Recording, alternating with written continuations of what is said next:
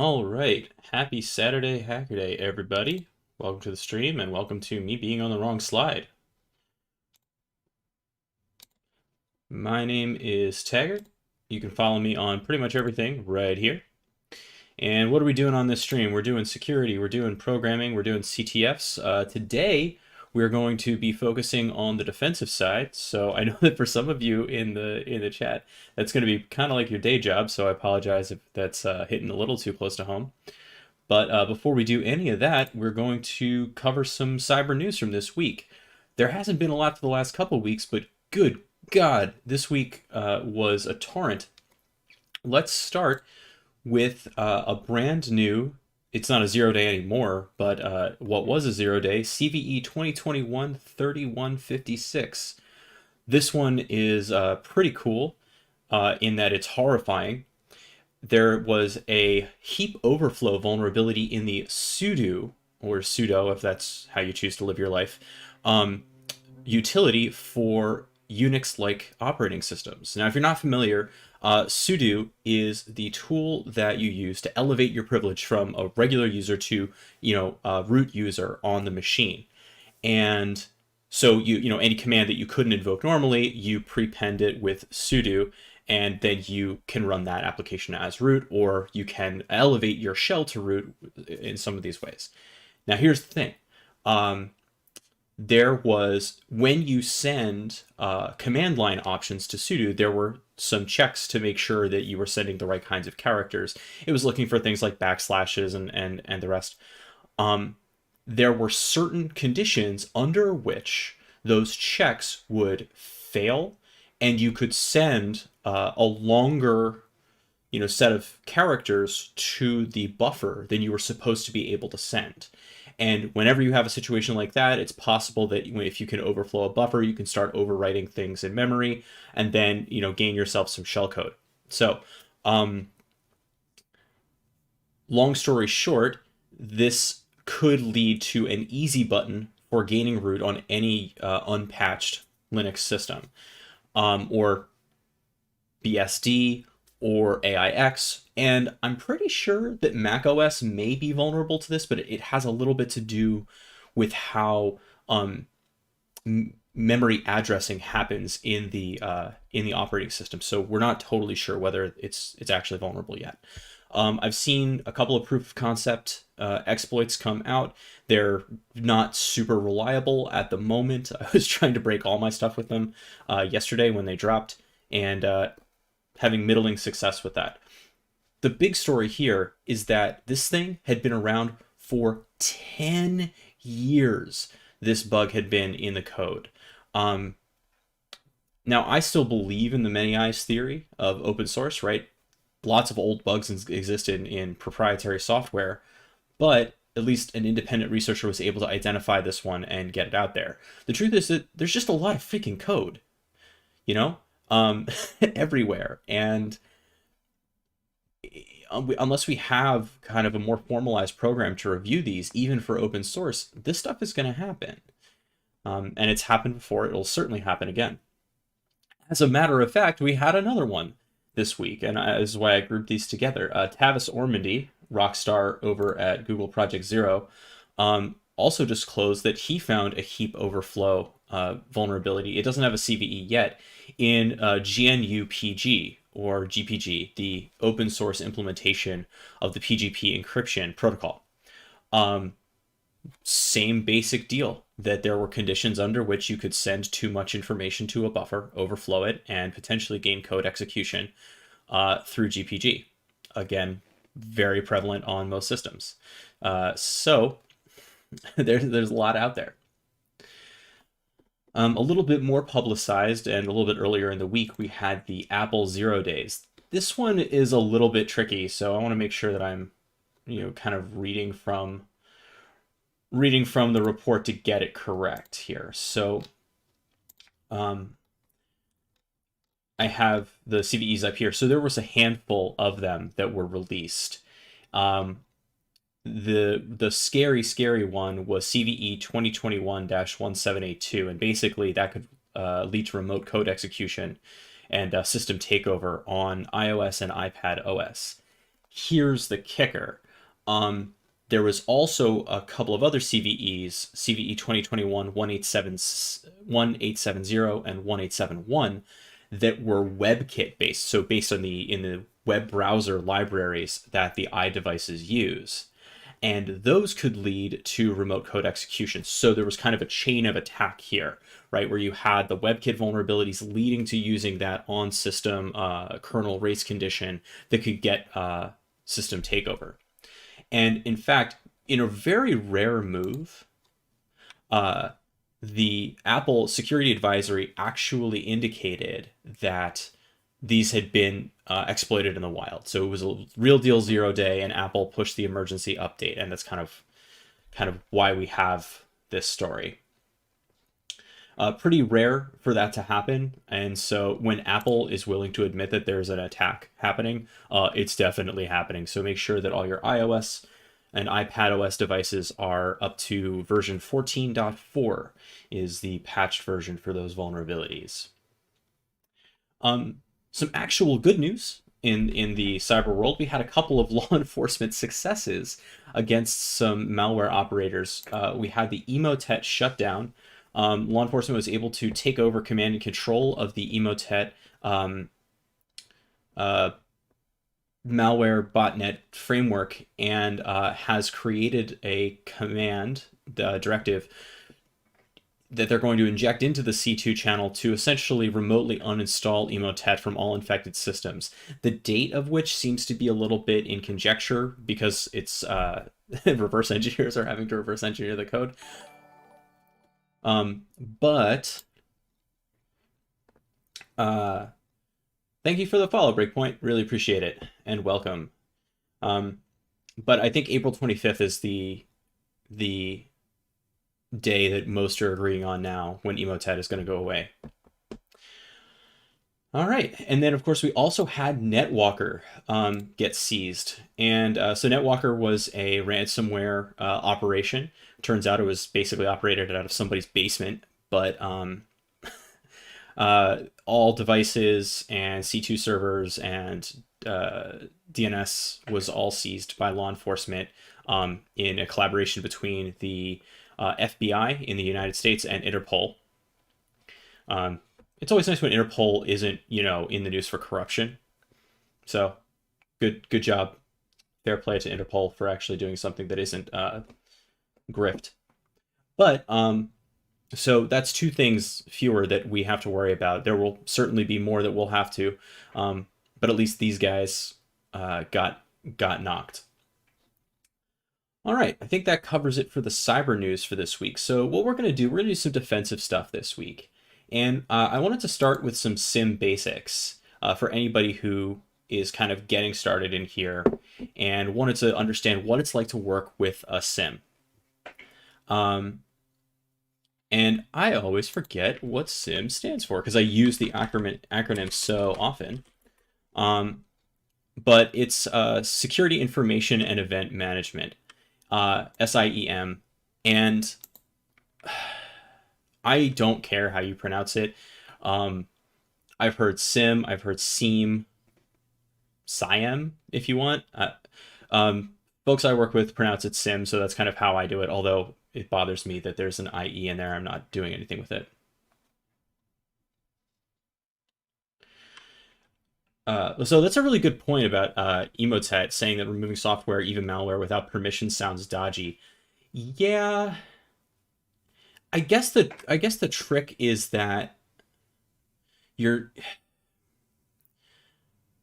using an unauthorized channel, right? So you're kind of already you're kind of reversing the harm, right? Because it wasn't installed by consent, and so to remove it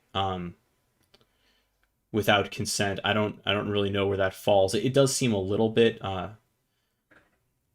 gray in terms of legality, if not ethicality.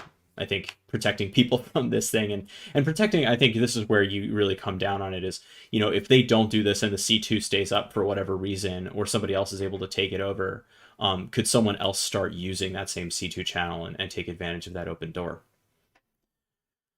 So we're going to start with some SIEM basics, and hopefully I say hopefully just because this is kind of a new process for me. What we're going to do is we're going to use cyberdefenders.org. And so let's go through what we're doing with Cyberdefenders, and with any luck, this will play out the way I hope. But if not, I have a backup plan.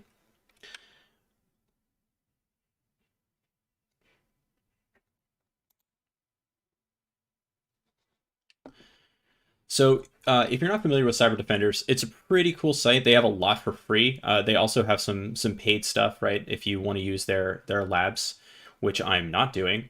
And so we're going to start with Splunk. Splunk is a closed source. It's a proprietary SIEM, but it's super popular. And learning how to use Splunk is, it's one of those things that like, it's really going to help you if you're getting started in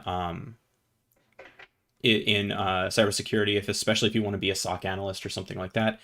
But it's not the easiest thing to like get your hands on. Unless you kind of know where to look. Splunk actually has like an evaluation system that you can use to get started. But when I was starting out, I really didn't know where to look for Splunk. So I was using open source stuff like the Elk stack to learn how to work with these kinds of systems. But since that time, Cyberdefenders has come along. There are a few others that allow us to use instances of Splunk pretty easily. So this is actually the challenge from Splunk called Boss of the SOC. And they have basically a SIEM investigation that they want you to run. And there's a scenario here where it says like, oh, your site has been defaced. And it looks like we're dealing with Joomla and WordPress. And so what they have us doing here is downloading a VirtualBox application. And I just did that. And I have the VM set up here. There's bots v1, and the idea here is that once it's like a couple gigs. Once you download it and import it into VirtualBox, it is set up. Theoretically, let's actually take a look at the settings for this thing. There should be port forwarding set up here. There is. So the idea is that on port 8000, right? Once I spin up this machine, on my local machine, port 8000 will actually point to a Splunk instance that is running on my local machine. So let me fire this up, and with any luck, we'll be able to visit port 8000.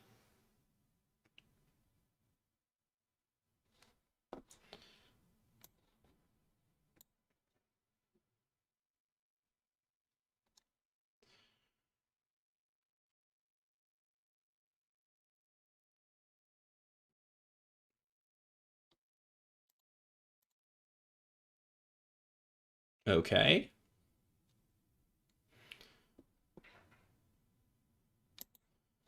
That's not great. Okay, but cool. So we're started here. Let's see what the next instructions are. Log into the VM using vagrant. Okay, I will do that.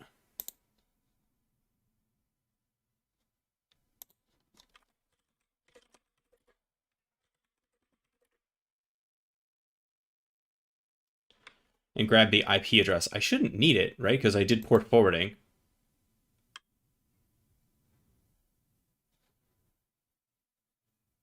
Yeah, well, if I just do localhost port 8000, shouldn't that just take me there? Yeah. Why would... Okay, Cyberdefenders. Did we forget how loopback networking works? Okay, so we're in Splunk. That's pretty cool. So let's, very important, let's get some tunes going.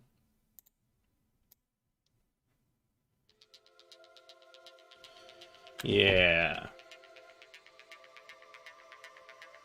All right. And then let's see what the challenge actually is. So in this scenario, reports of the below graphic come up from your user community when they visit the Wayne Enterprises website. Oh no! You would think that Wayne Enterprises would have better cybersecurity than that. You would hope, right? In case you are aware, Poison Ivy is an apt group that has targeted Wayne Enterprise. Your goal as Alice is to investigate the defacement with an eye towards reconstructing the attack via the Lockheed Martin kill chain. The Lockheed Martin kill chain is a way of modeling attacks against a system. Let's actually look that up. just so we know what we're talking about, right? The cyber kill chain. And you kind of like, this is it right here, right? Recon, weaponization, delivery, exploitation, installation, C2, and then actions on objectives. This is the cyber kill chain. This model predates what we talk about a lot these days, which is the MITRE attack framework, which is a lot more complex. But the cyber kill chain is still useful in terms of understanding like at what stage of the attack are we looking, and at what stage of the attack were we able to stop the threat, right? That's the, I think, why it's called the kill chain, right? Where are we ending this thing? Okay, so that's scenario one. Let's check out our questions here. You know what? Yeah, so our our SOC uses Splunk too, so I admit this is not totally new for me. But I'm always learning new cool stuff you can do with it. Okay, this is a simple question to get you familiar with submitting answers. Okay, so this isn't even about Splunk. What is the name of the company that makes the software you are using for this competition? Splunk? Yeah, okay. Cyberdefenders finally changed this. It used to drive me up a wall that they didn't show you the answers that you had submitted, just showed you that it had been completed. So they're finally showing this. What is the likely IP address of someone from the Poison Ivy group scanning I'm really not Batman.com for web application vulnerabilities? We don't know that yet because we haven't looked at anything. So let's take a look at what we have in here and just see what kind of events we have. So quick tour of Splunk, right? We have up here, we have different apps. Depending on what you've installed on your own Splunk instance, you may have a bunch more. I know that we have, like our list goes down to the bottom of the screen. There's different apps for like checking out your time series. You have add-ons, right? There's a timeline. Analytics data sets. We can kind of set up, look up tables, how we can use our own custom data based on to compare against what's coming in. Actually, let me back up for anybody who might be a little confused. So a SIEM's job is to aggregate telemetry, log data from multiple different sources, right? And so the cool thing is you can define what your sources are and how Splunk is supposed to parse them. That's basic. That's the secret sauce here. And then if you have parsed all of those correctly and they're aggregated, then you can start to enrich your data and see like, oh, okay, there was an access of an HTTP server at this time. Shortly thereafter, we had like brute force SSH or something else like that. Like you can start to see how things happened and correlate between different data sources. I should also point out that Splunk is not out of the box like designed as a security tool. It's an ops tool. It's designed for system administrators to maintain visibility on, you know, their systems at scale. That being said, because we as defenders know that the logs are going to reveal the truth about badness in the system, we also use Splunk for our security purposes. And there are tools and add-ons for Splunk that make that a little bit easier. Dashboards is pretty cool. Let's see if they have any dashboards built into this. Probably not, right? Oh yeah, neat. So they do have some, like HTTP activity. This might be actually a neat one to look at here. And these are visualizations that you can actually set up. Let's change this to all time. Okay, cool. No HTTP logs. That's helpful. But if we like edit it, we would be able to see how the graphs are actually made. Let's go back to search and see what we can find here. So I just want to look for all of my data just to see what's available here. And the way that Splunk organizes its data is by index. And so you can have multiple indices. So we're going to look for everything by just saying index equals and then the wildcard. I just want to see everything that's out there. Okay, so we have 9,400 some events coming in. And if we look down, this looks like there's only one time period, right? It's August 2016. And we can like zoom in on that. If we double click on this, it'll kind of zoom in on that and we can see a little bit more detail. Okay, there was 2,600 events on August 10th, and there was 6,900 events on August 24th. Now, I'll tell you that if I were looking, we don't have enough data here to do this, but like one of the things that's really helpful with this part of Splunk is the baseline, right? You want to get really comfortable with like what's normal in your environment. And then when things get spiky, you'll notice really, really quickly, just at a glance. So even here, like if this is normal, then this is suspicious. Now we don't know that that's true because 2 data points aren't enough to draw that conclusion, but even so. And in fact, if we zoom in on this August 24th, like let's double click on that and see if there was a time during the day when things got weird. So sure enough, yeah, things were like, something happened at 4 p.m. it seems like. Let's go back to the all time and see what else we got. Something really important is you never want to go down a rabbit hole too far when you're doing investigations in any SIEM or any tool really, right? One of the things that when I started as a SOC analyst is that, you know, I was like a new guard dog, right? Or a new drug sniffing dog. Like everything was suspicious to me because I didn't know what normal was yet. So I was like, what's this? What's this? What's this? And I'd go chasing after everything, right? And that's okay, that's normal, right? But over time, you kind of gain your footing and you understand like what is normal, what isn't normal, and what you can discard.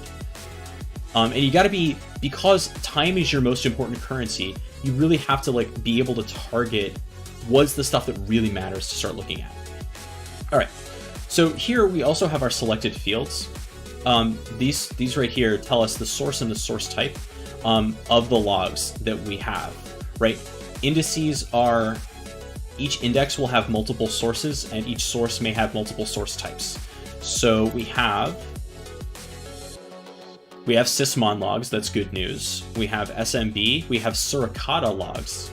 So our suricata would be our intrusion detection system. If something bad got in, we might be able to see that here. We have win event logs from security, that's good news too. This is syslog, this may be from a Linux system. We have HTTP logs, and this right here is an IIS log. Let's see, look at source type. So same deal, right? This makes it a little bit clearer. We have SMB, suricata, win event log. Okay, interesting. IIS. So, and what fields do we have parsed here? We have source IPs. Right, and you can kind of see, even by looking at this, I'm looking at all the events, right? And we can see what the source IP events look like. The 192.168s, those are probably us, right? That's internal, it's a class C IP. And then the next highest one is 40.80.148.42. That might be a little bit weird. So, and I'm just looking at everything here, right? I don't have any idea exactly what happened or when. And how well is this parsed? It's parsed pretty well. So this is when we look at the events here in this part of Splunk, this is the raw data that we're seeing, okay? And it's actually in the field called _raw if we were to look at it. But what's important with this field is that somebody has gone through the trouble of actually parsing it out using Splunk's field parsing tool to break this down into these kinds of fields. And then we can use these in our search. So one of the things I might do, if source IP is like pretty well defined, let's see.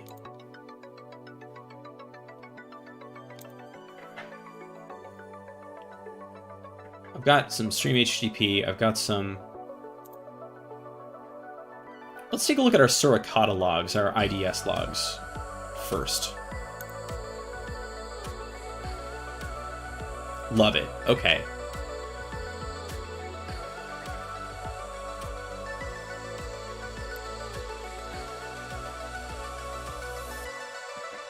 So it looks like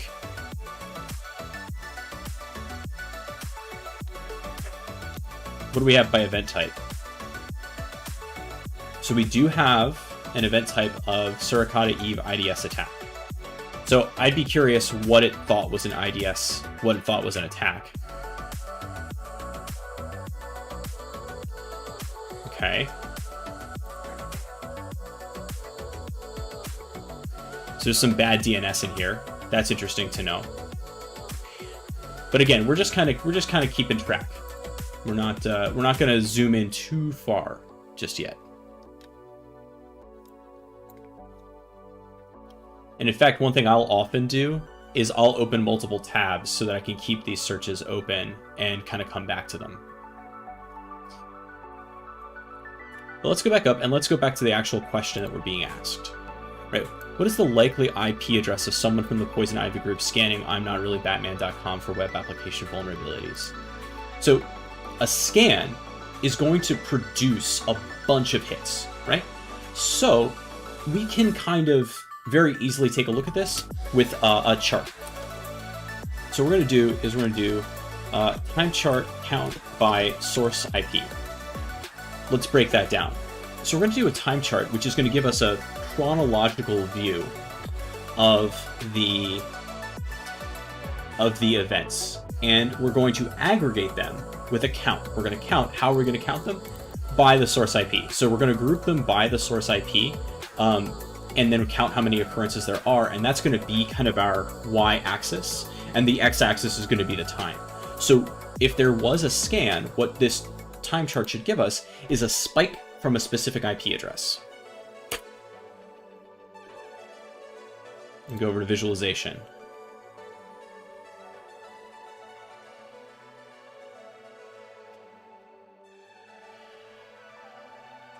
Okay, there's some nulls.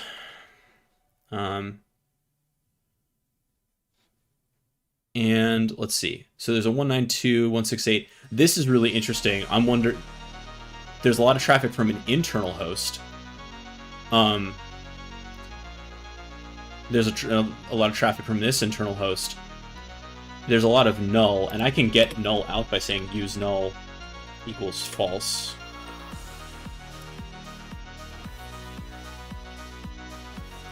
Right? But there is a spike. It's a little bit hard to see, but there's a spike here on August 10th from this external IP 40.80.148.42. Right? So now we have something that we might want to think about.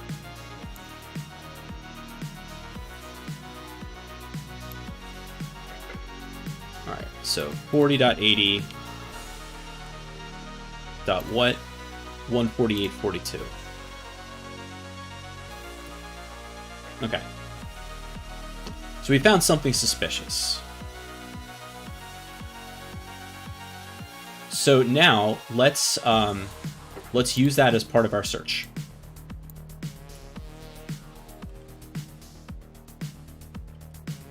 Do that. 40.80.148.42.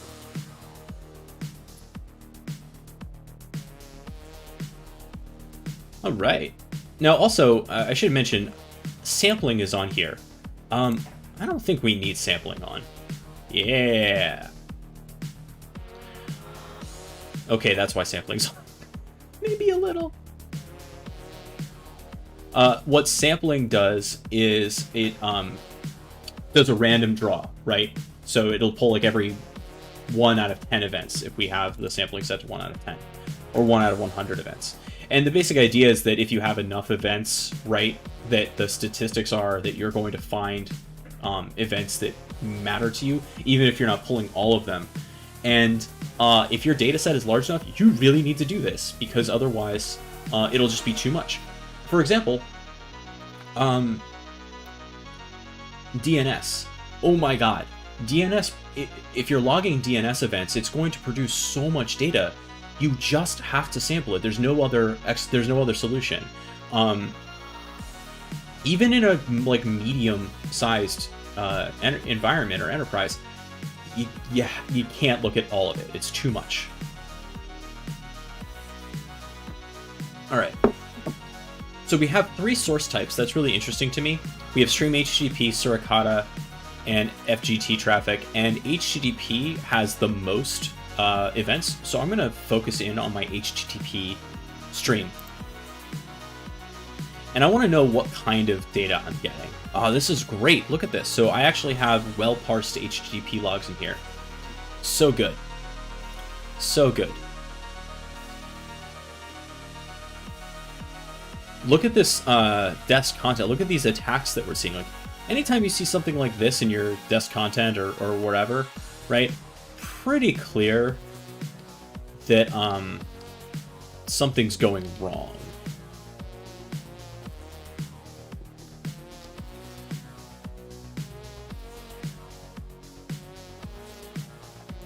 Okay, so the question here is, what company created the web vulnerability scanner used by Poison Ivy? Okay, that's probably going to be in the user agent. So let's see if we actually have...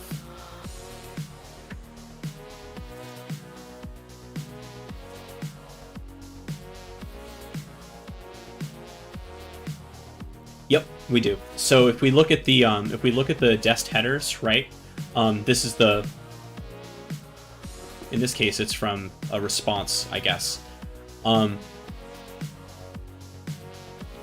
But you see that it's Acunetics, right?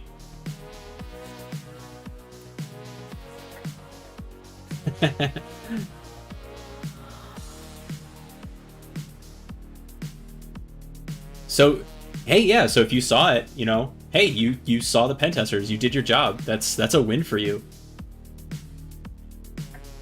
I remember, like, when I first started out, I was like, we're under attack by Russia. No, just everybody scanning you all the time.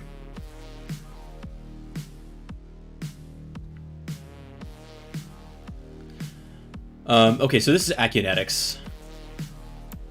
Right, and you can even look up Acunetics, right? They're a real company. They have a web app security scanner. Okay. What content management system is I'mNotReallyBatman.com likely using? So please do not use... You'll see why that's funny. So what are they attacking, right? If we look at where they're going, it's plainly to a Joomla site. Joomla is very much like WordPress. It's an open source PHP content management system. It's a lot of stuff. That could have been parsed better. But, like, if you're going to go to the trouble of turning this into JSON anyway, wouldn't you turn the headers into JSON? Whatever. So if we look up Joomla, you'll often have to do this, by the way. If you're doing an investigation, you're going to have to look stuff up that you don't know what it is. Like, that needs to be a reflex for you. You're never going to know everything. But if you don't know what something is, look it up right away. It's okay to not know. It's not okay to remain ignorant. Joomla. And this is actually why the warning was like, don't use punctuation in your response, because it's not just Joomla, it's Joomla!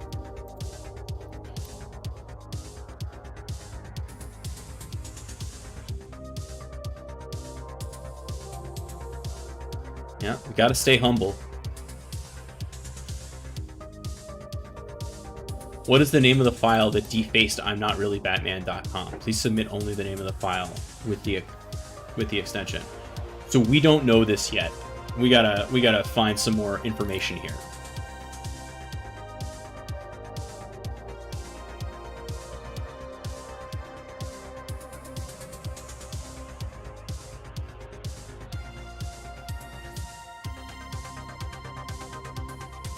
So if something defaced the site, it had to have been uploaded. And if it was uploaded, we know that we're looking for a post request. So let's actually drill down into that, right? Let's do HTTP method post.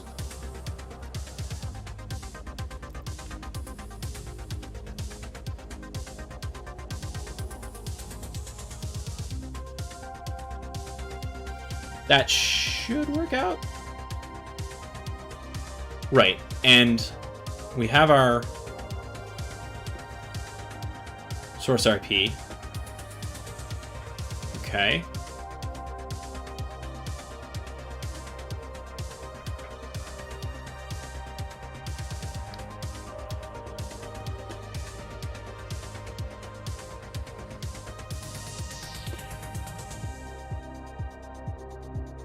Interesting. Now, we're still looking at a lot of data here. So we need to figure out a little bit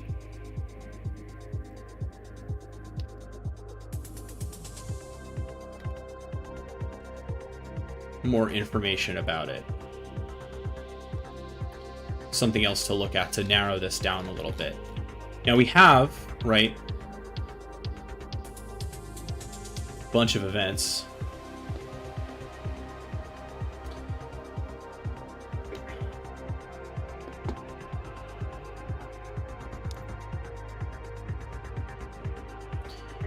We might want to look at something that has a large upload.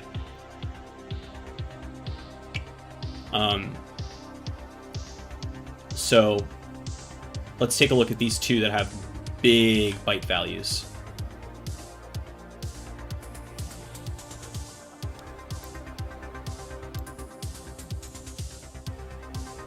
Okay.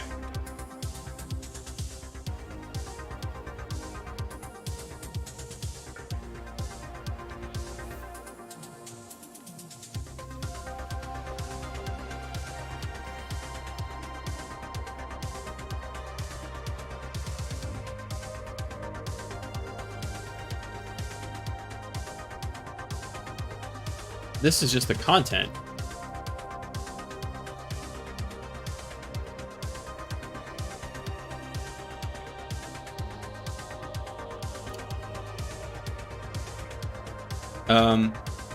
Okay, we're gonna... So they're trying to use search here.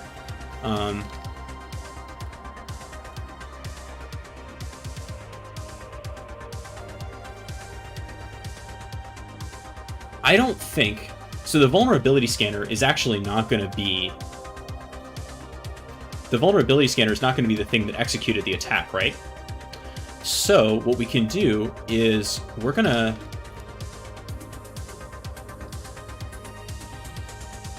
That's a good point. We could search for some of the text in the deface page. Good idea.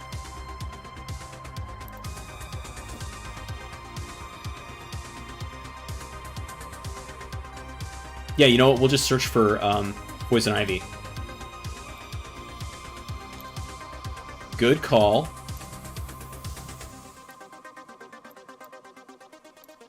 So let's get rid of the bytes thing. And let's just search. We can just search for this across all fields.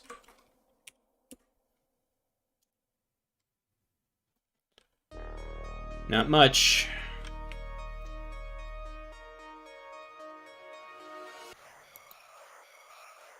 I'm wondering if it's because it was encoded.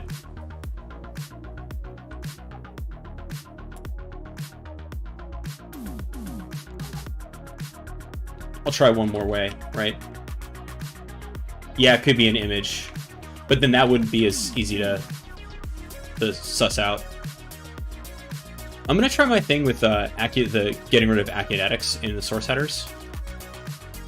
So I'm gonna do where not match source headers Akinetics.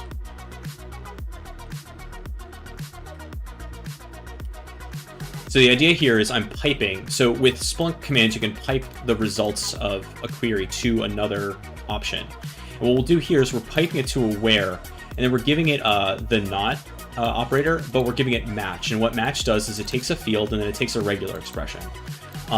So hopefully this will filter out anything that didn't use the Akinetics scanner. Okay.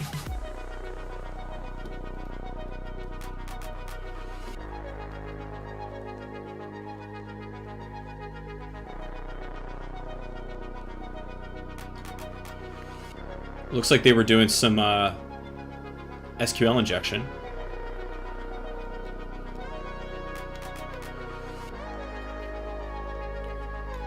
Oh, but I want destination headers, not.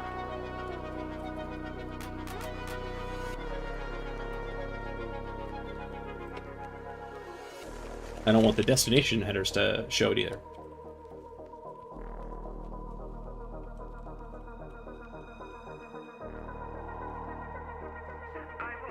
That's a little bit better. So this is every transaction we have that was a post request that didn't involve Acuinetics.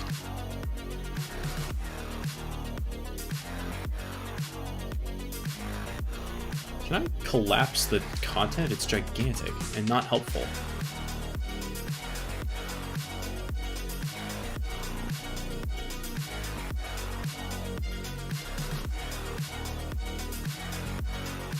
Interesting.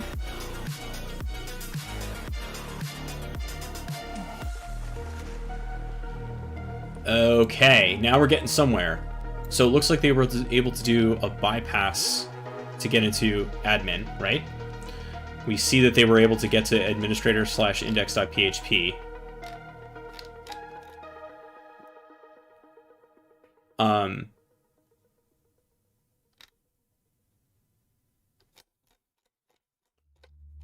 Let's just get a table of the URI path. So what we're doing now is we're piping it to just get a table. This is more information than I want right now. The first thing I want is to just to see what got accessed when.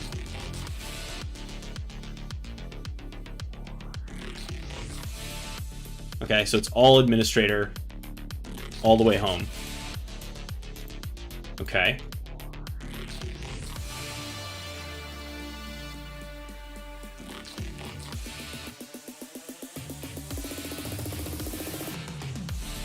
What else can we check out?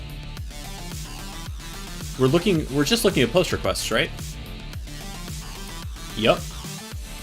So what we could do next is potentially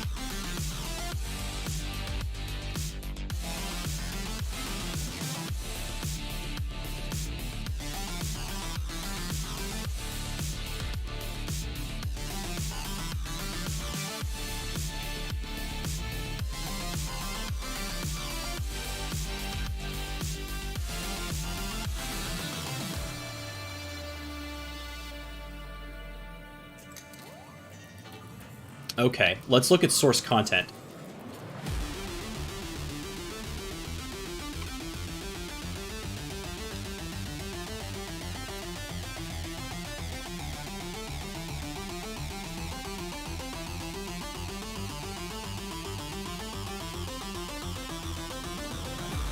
The time, this underscore time is the built-in time field for Splunk, and I wanted it as part of my table.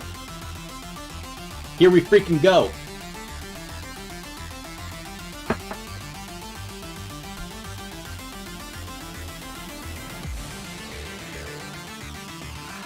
All right.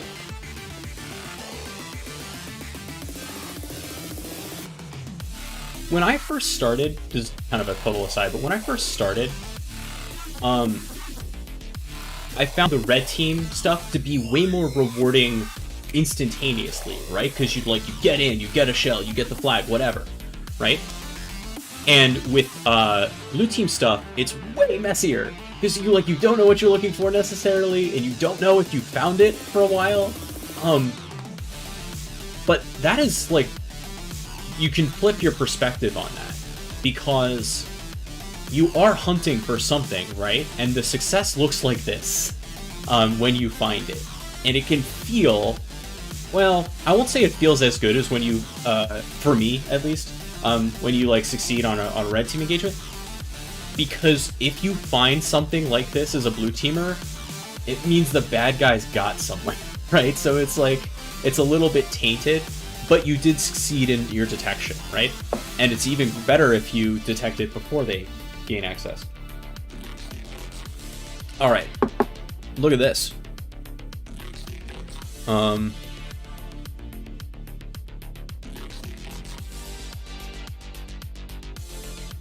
Yeah, this looks like either a reverse shell or a web shell. Agent.php. Yeah, I suspect that this is a reverse shell.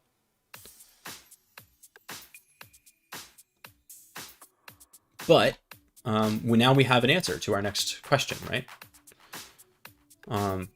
What is the name of the file? The defaced. Oh, what? Please submit the name of the file with the extension. Interesting. So I guess we don't have this answer yet.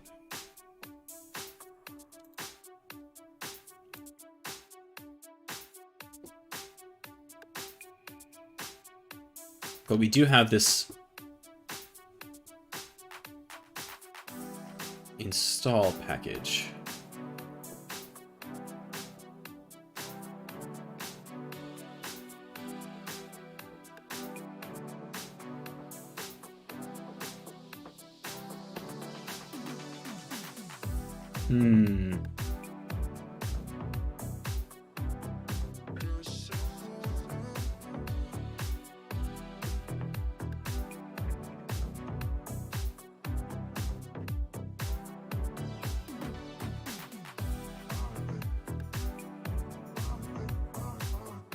Now we can reverse this a little bit if we wanted to. Right, we could open up, we could fire off some PHP and actually run this and see what it looks like.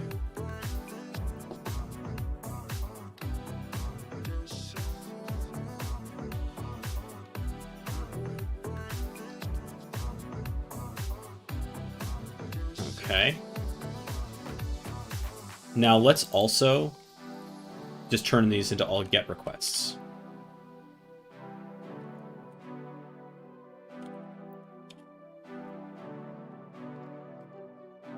We're not going to see any source content, though, of course.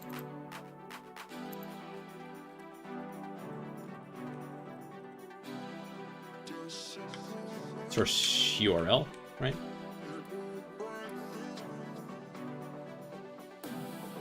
Is that not the right field?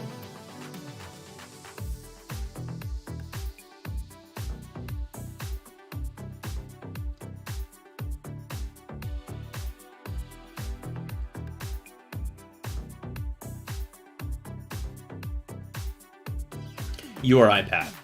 Sorry.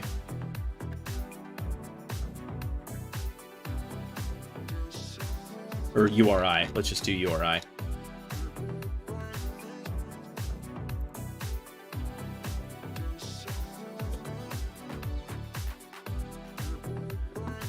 Oh, yeah.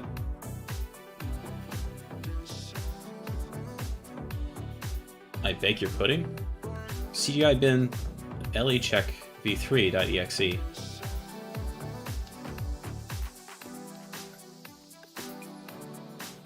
Interesting.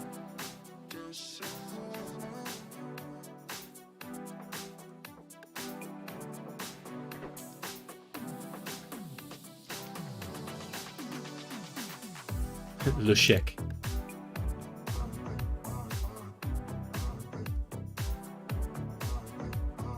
Probably local execution.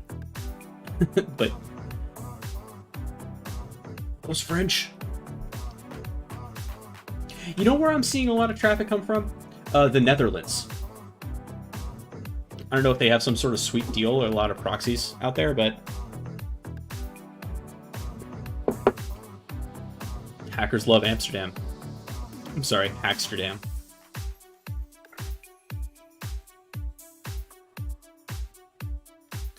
Okay, well, this isn't super helpful.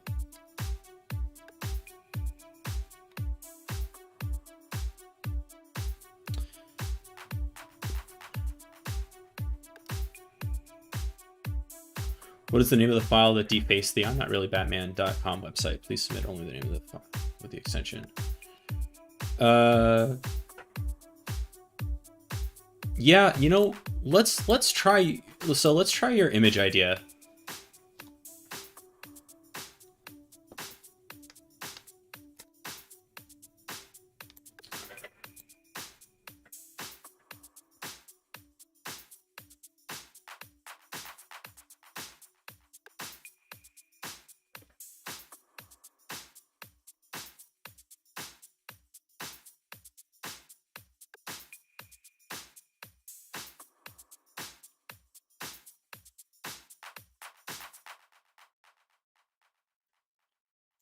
All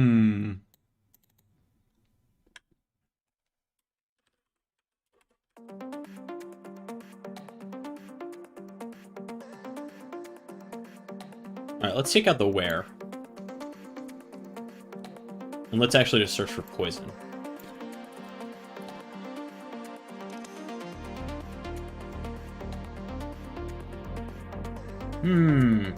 Nothing there.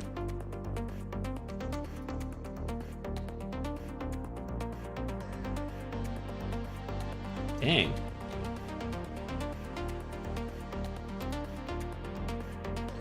What was the name of the file that defaced the I'mNotReallyBatman.com website? Please, okay, so it had to have been uploaded, right? But maybe it came from a different source.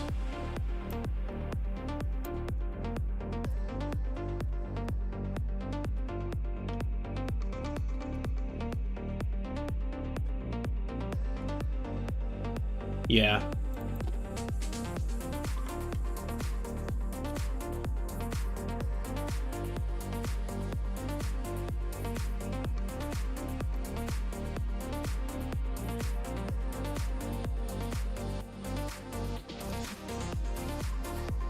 Let's look at the detail here.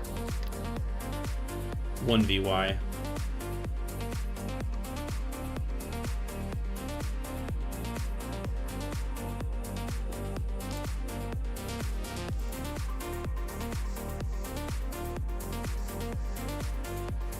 All right, let's go big.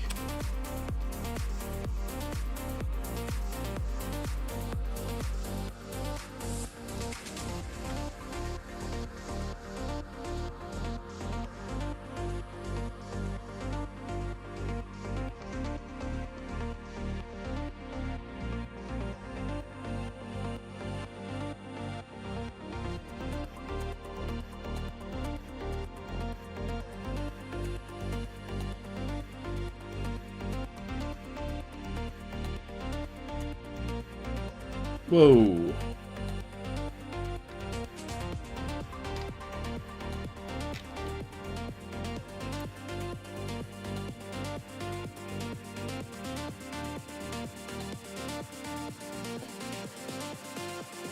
Interesting.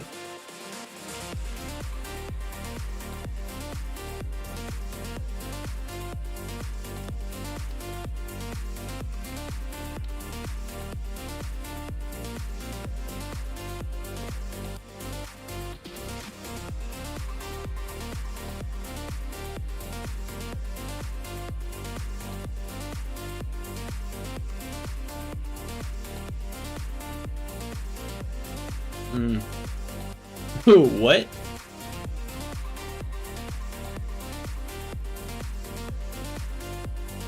Alright. Let's back this up. I think we're overthinking this a little bit. Let's get back to where we had...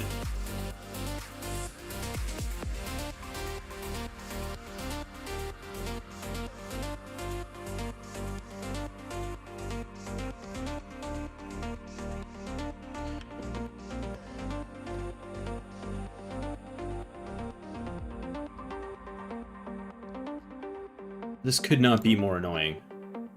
All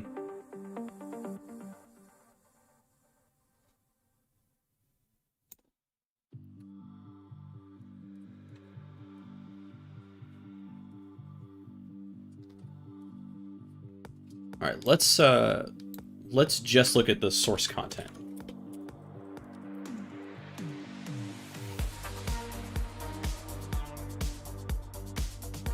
Okay, this is kind of where we were.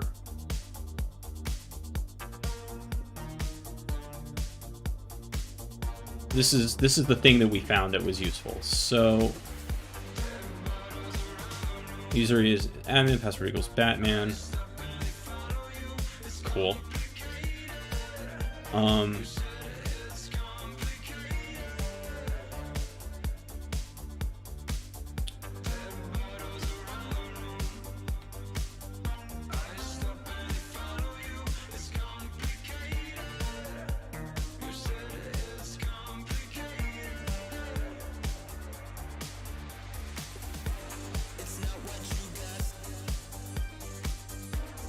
I want to decode this, because this is the thing we found that is like the most interesting, right?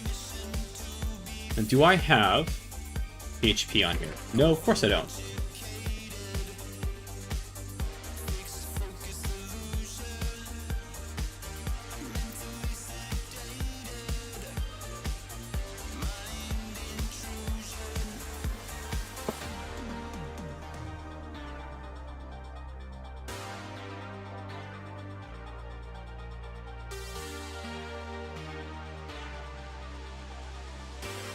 Okay. Let's go into bots and bots 1. Let's do vim bad.php. Okay. And then let's paste this thing. Okay.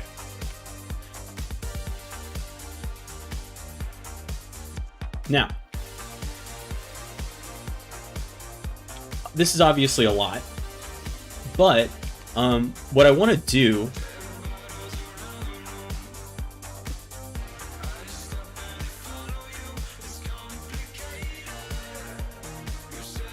is I want to actually, I don't want to run the thing, obviously, but what I do want to do is get this PHP to start talking to me a little bit. So what I want to do is I'm going to actually comment out this line, but I am going to have it echo L, because I want to know what that is.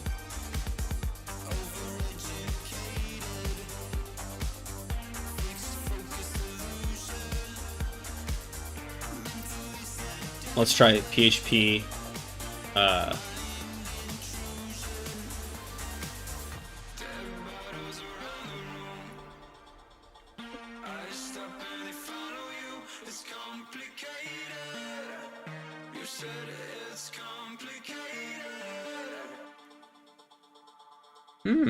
Interesting.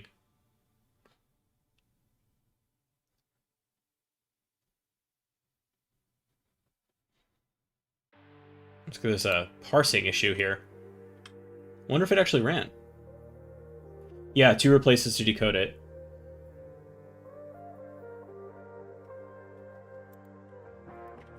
Well, let's see if we can.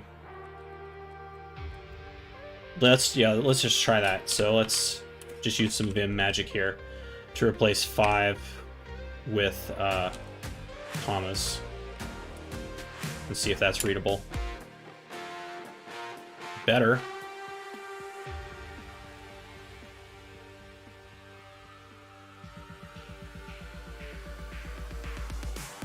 Here we go.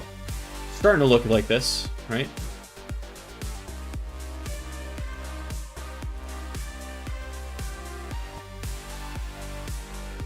And then we're combining D.Q.E. Yeah.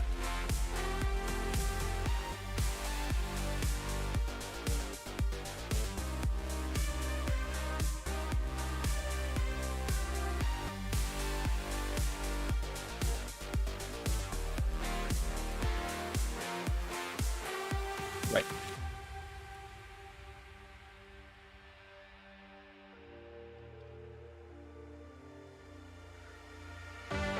Better. Got some MD5 going on here.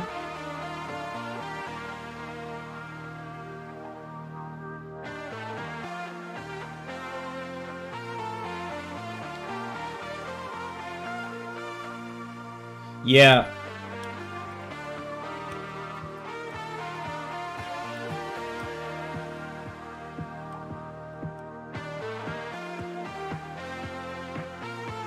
That's better.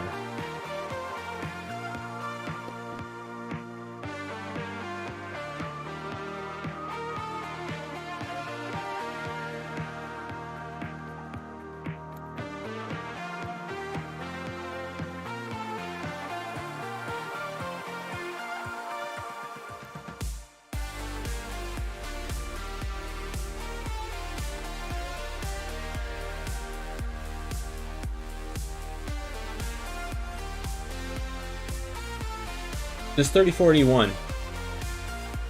Wondering if that's a port.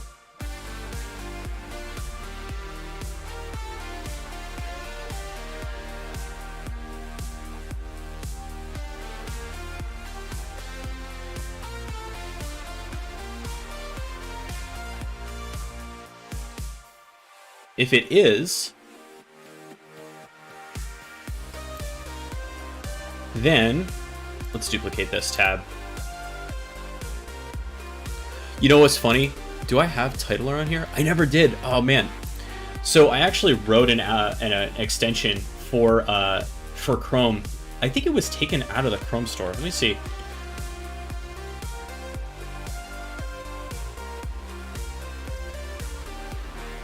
Yeah, it got taken out, but I have it on GitHub. If you want to just install it. What it does is it allows you to, it's really, really stupid. All it does is it allows you to rename the tab. But when I have like a bunch of Splunk, this is why I did it. If I have a bunch of Splunk tabs open, it's super, super handy for like renaming whatever the tab is. So just to give you an idea.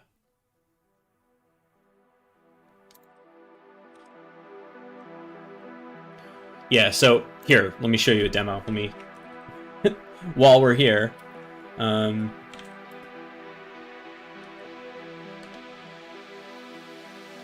E.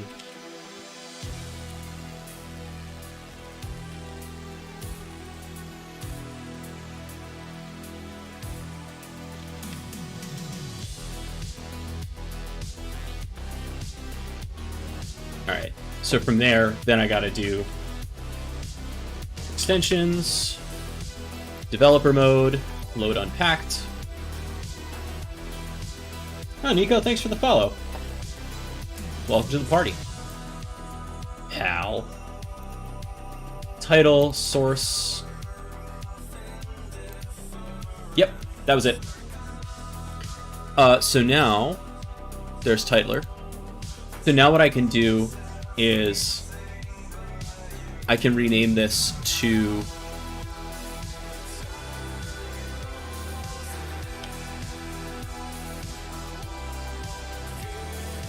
change title. I think I have to reload the thing before it works on the tab.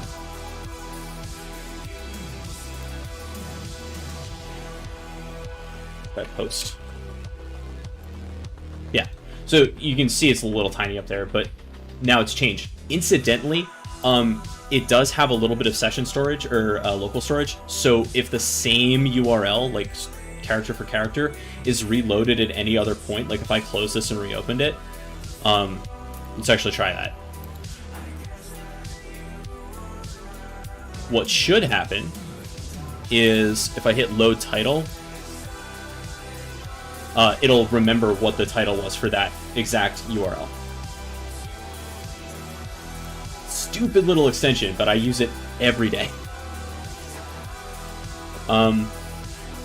So here we're going to search for port, what was it, 3481? 3481.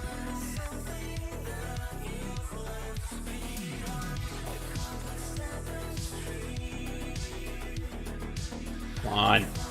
Yeah, you gotta have the tab, the extension loaded if you want the tab to work. There we go. All right.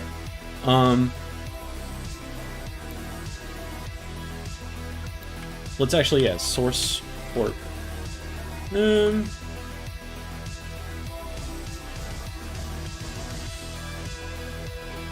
Let's even see chart count by source port. Desk port? Desk port.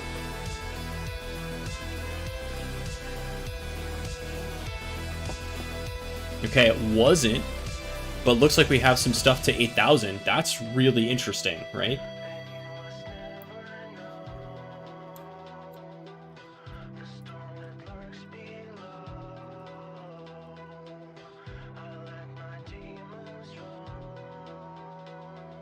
And actually, before we get there, I'm just curious if 3481 shows up anywhere in this, right? Like, was that just a thing I missed? No, there is something. Okay.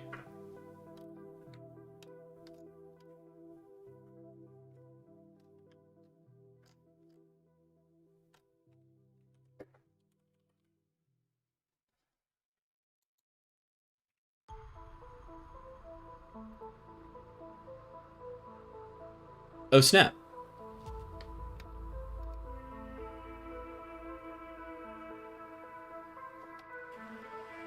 It was in the form data. Well, that's good to know that we have the form data separated out from the source content.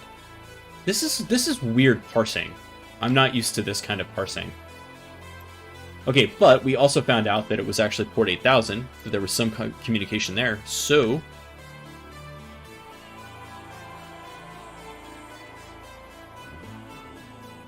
That's what we'll search for.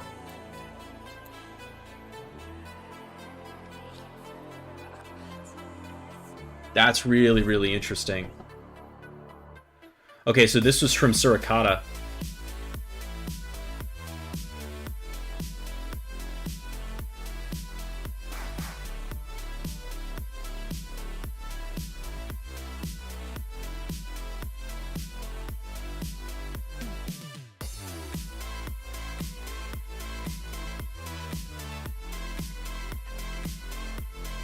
Interesting.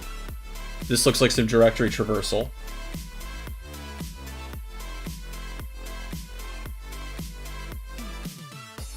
Now, does it tell me, does it have an action here? So it has a teardown and an allowed. But that's only because of the two, there's 3 Suricatas. Okay. And I'm not sampling.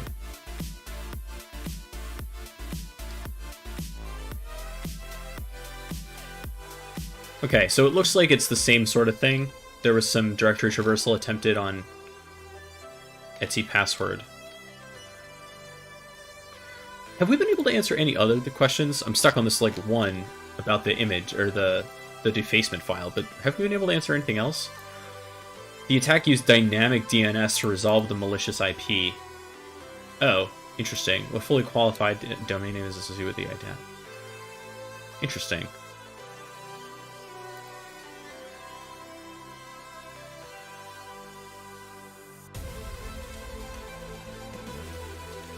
We got to get out of the 40s here.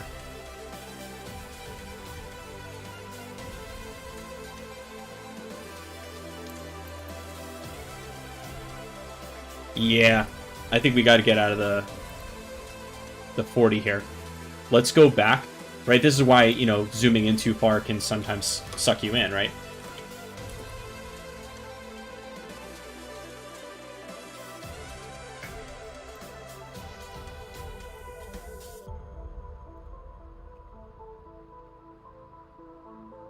What is the MD5 hash of the executable uploaded? I think I can get that if I undo all the stuff that I did.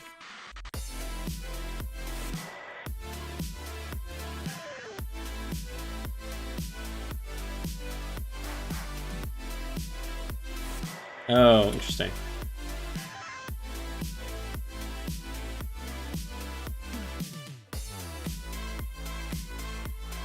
Oh, that's not the same hash. Number 10.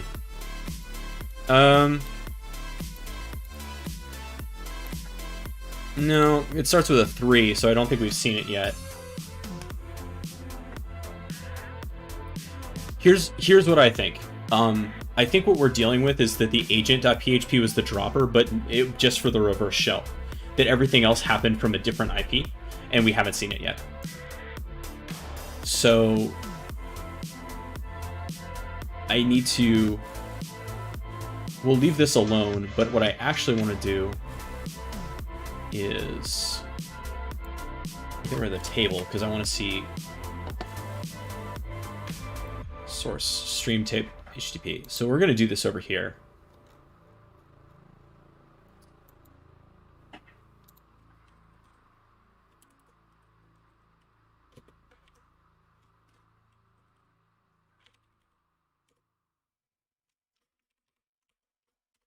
And we're going to do line chart by source IP. So again, we're going to be looking at who is talking. There's a lot of 40, right? But we know that there was probably something else going on here. There's a null. Really?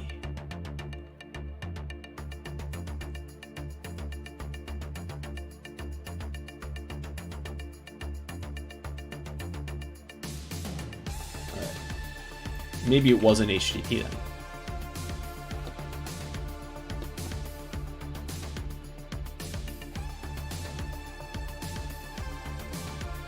Here we go.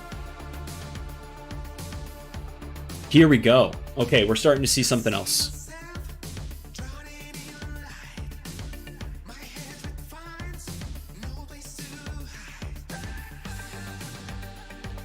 Now, it kind of looks like the 40s are happening after the 20s, but even so...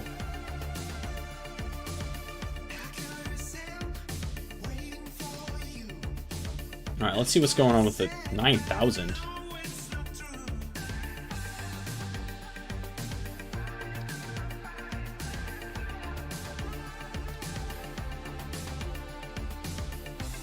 Alright, what are we doing here? Let's see, desk port.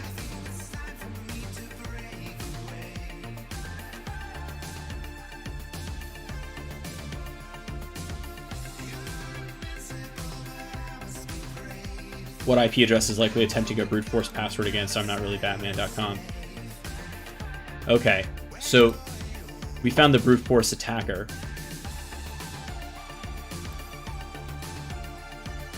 Most likely.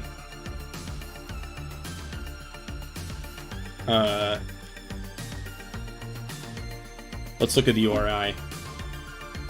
Yeah.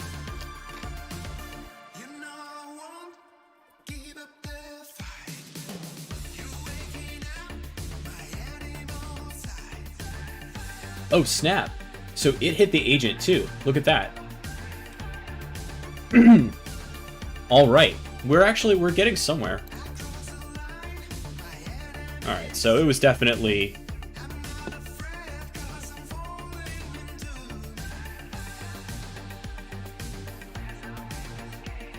And let's try table form data.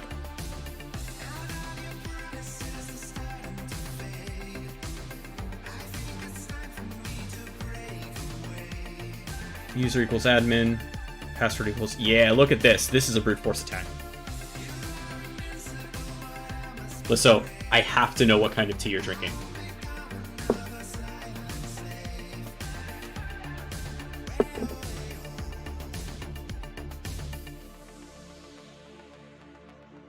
It is not the easiest thing for us to get good tea. Ah, nice. We have good chai here at the moment. That's my evening drink. Alrighty.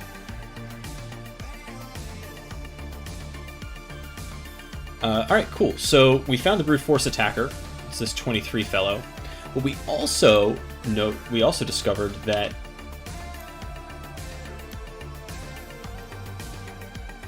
Homeboy was hitting up agent.php, which means so the agent had to have been uploaded, right, in order for this guy to use it. So I think our original hypothesis is starting to play out here, that we have the 40 dot that uploaded the agent.php, right? But this one actually hit it. Now, the 40 dot might have done more with it as well, and we'll actually check that out. Right? What we can do here is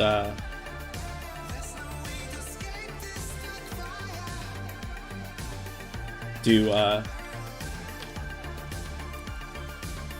chart count by, let's try that same thing.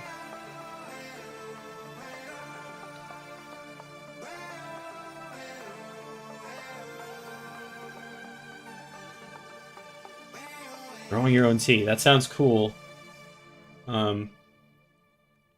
We barely have enough room for a basil plant here in Los Angeles. Plus the air is poison, so that's cool. All right.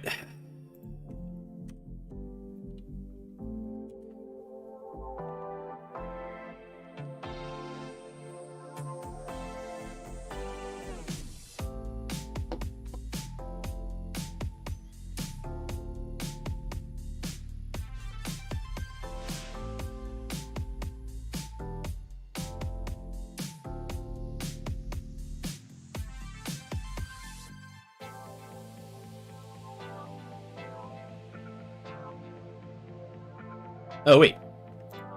That IP address answers two questions, right? Yes.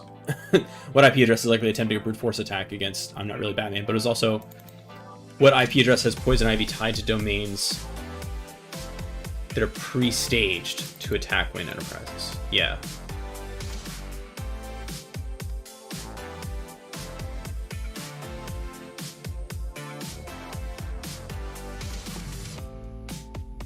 What was the first brute force password used? We can actually check that one out too, right? Because we have...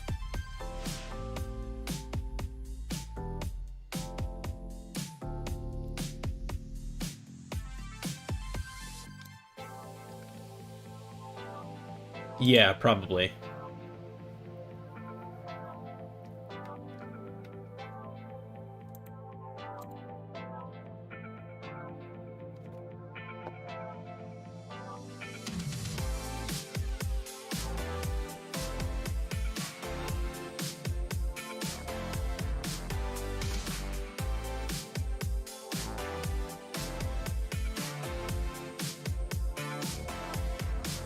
Cool.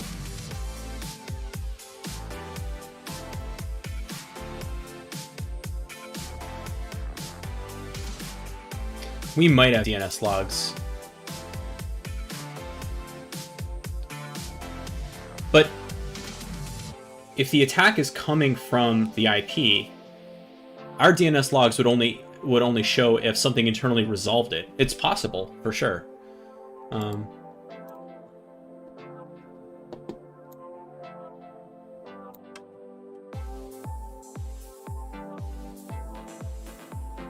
Yeah, we do have some DNS. Always good to look at.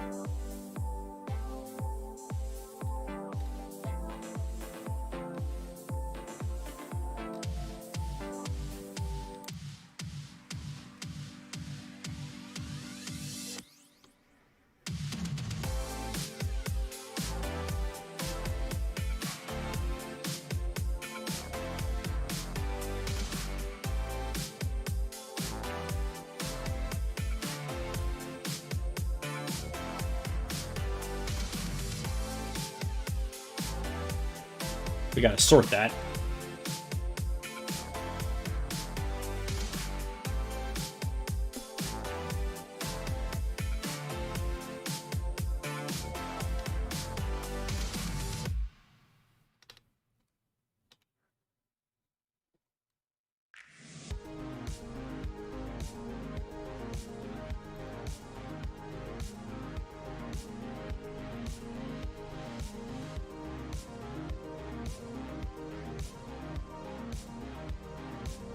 I'm gonna get rid of the reverses.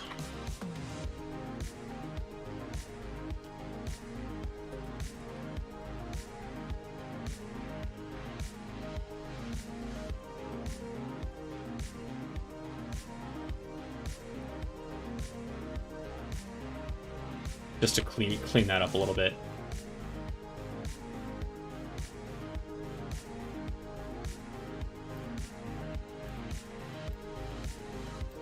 Yeah, let's see how the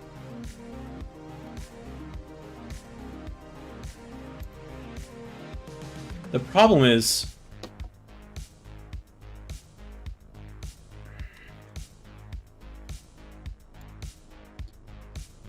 I have to find out, let's see. The source IP is going to be local, right? It's going to be one of the 192.168s. If we're showing the query response, then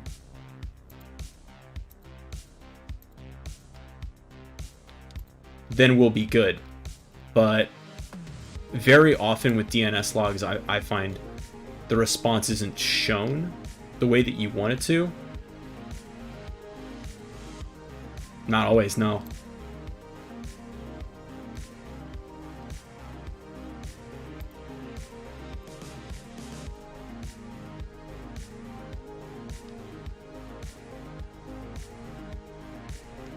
Yeah, it would be too easy. Which is why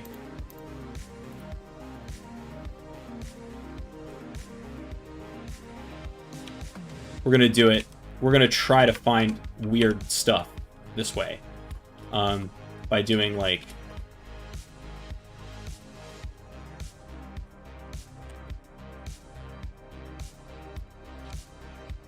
So we're going to get rid of the reverses. All right, let's see how that goes. Wow, that sucks. We shouldn't be seeing this.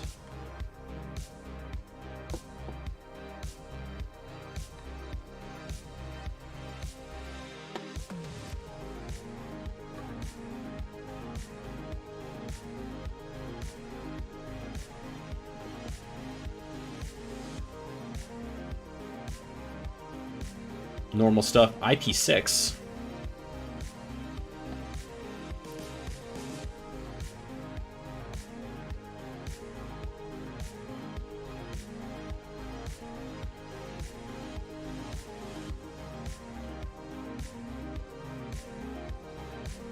We're down into the 6s here. There's nothing right off the bat that tells me that there was anything here that would be too weird. And to be honest with you, if these folks were doing what they were doing correctly, we wouldn't see it, because they wouldn't be using our DNS in the first place, right? They wouldn't use our domain name servers, right? They would either use a raw IP, or they would set up to resolve externally to the Quad 8s or something like that. So, what I was hoping is a reverse IP, or a reverse DNS lookup, right? Because if we have the 22, which we do,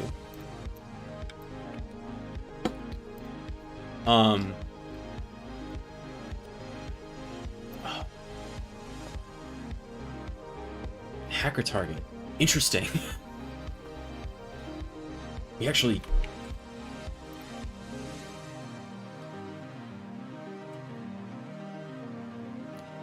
I don't think this is going to work because it's dynamic, right? AWS.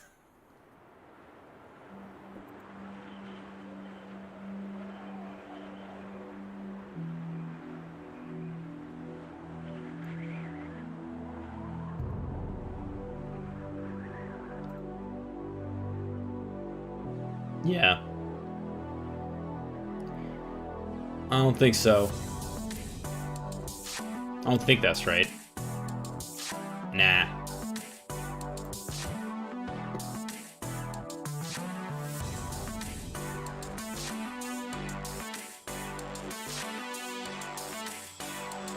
Might have to learn a little bit about how dynamic DNS detection works. But we still haven't found the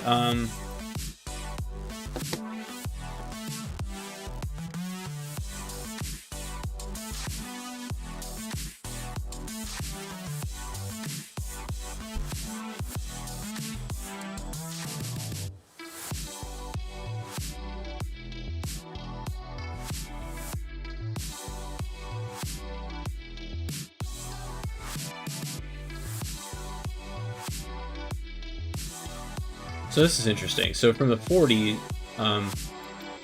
looks like it was trying to perform some attacks here. But again, we're not filtering out the IPnetics, so a lot of this is probably going to be the web vulnerability scanner, right, doing its thing. Over here, we have some agent.php. So let's see.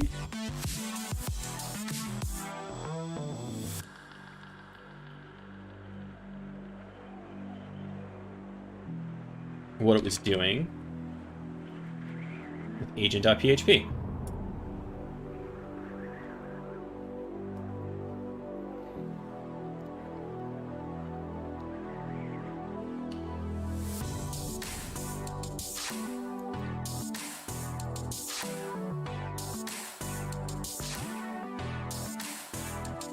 Only get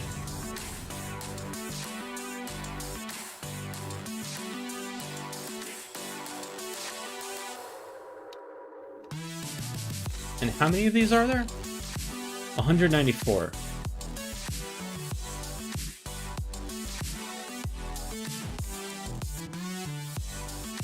Do we have anything interesting going on here?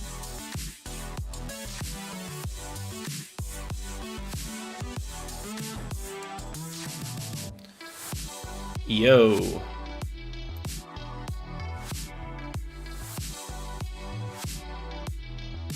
We have a new IP address.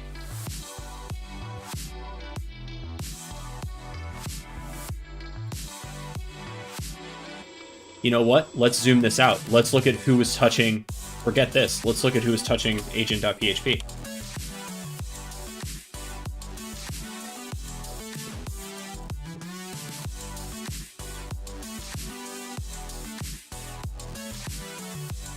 Just 22.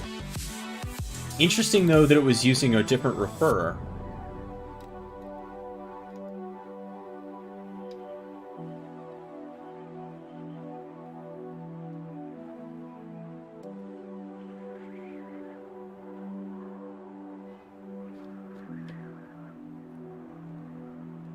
Right?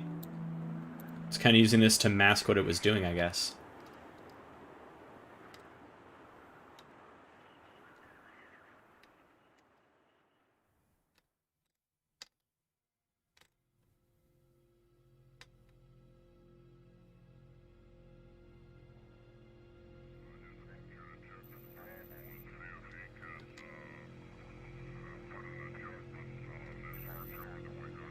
Okay. So let's back this up. So we know that we have an agent.php, and we know. Okay, we know that the thing it was talking to was 250.70, right? So what we probably want to do now is actually see what's going on in that system. So let's go back up here, and let's see, what sources do we have?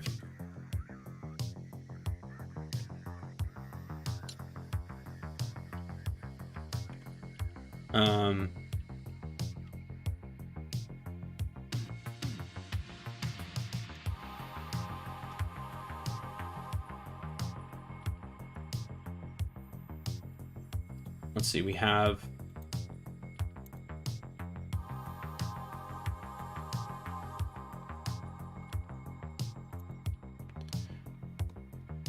stream IP, stream TCP, DNS, and SMB.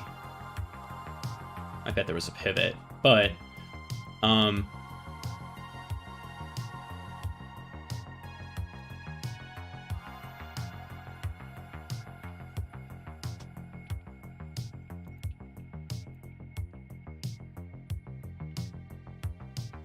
where's my... Didn't we have a...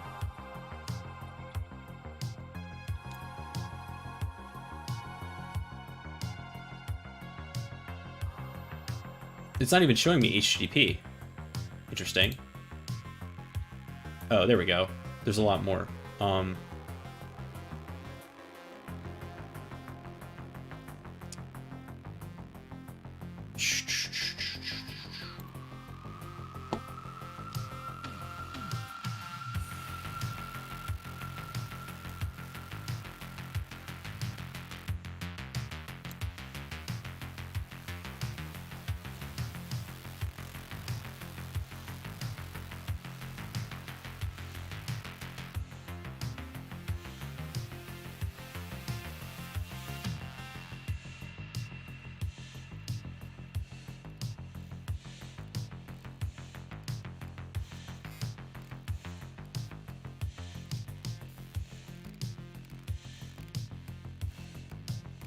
So my supposition is that if it got onto the web server, code was executed. I'm thinking PowerShell maybe.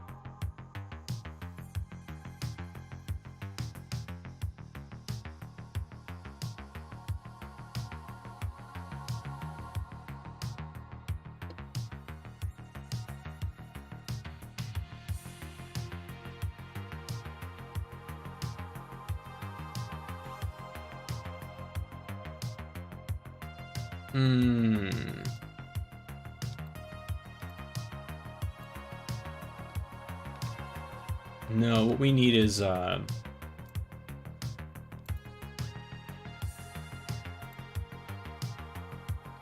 Interesting, it's all inbound.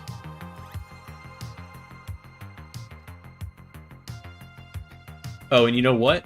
It's all 824.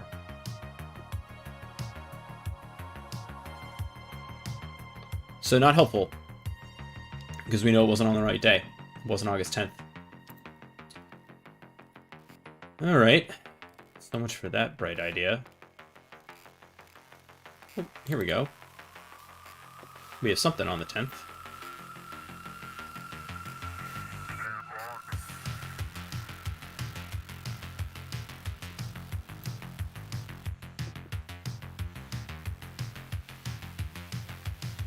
What do we have here?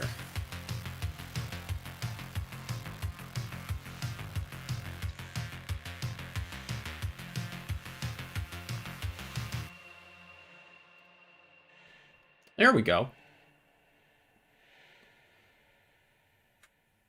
Anything weird here?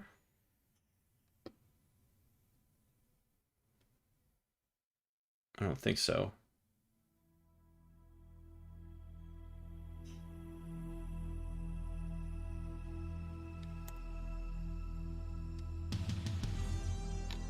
Okay. Oof.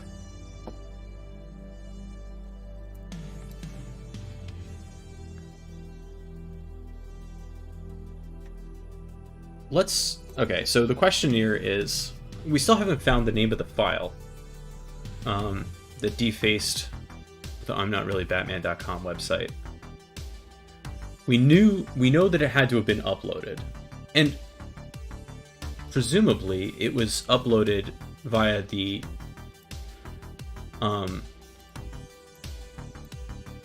the HTTP method. So we'll say equals HTTP oh,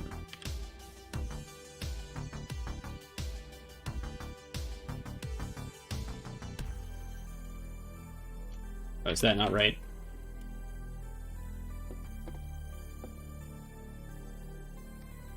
What's the name of the field? HTTP method. It's post. And let's see what we have in source IP. Just the 40, right? So let's grab the 40.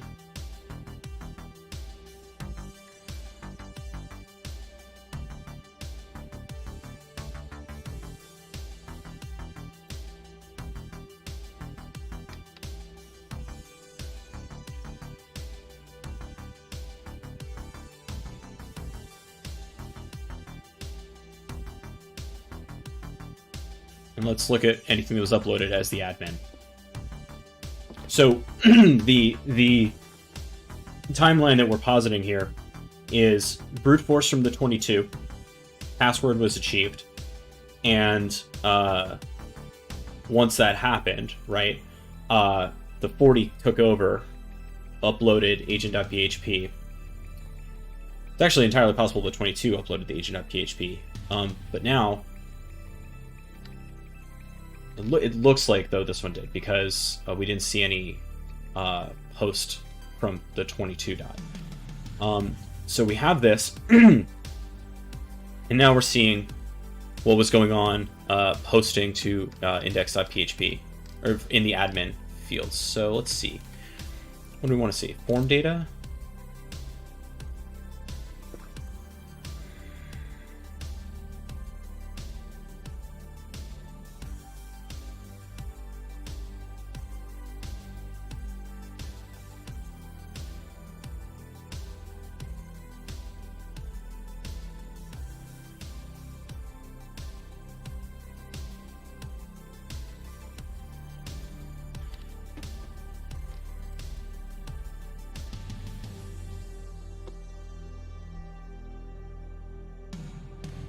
Now let's think timeline. So this is all happening, 10:21 p.m. Now,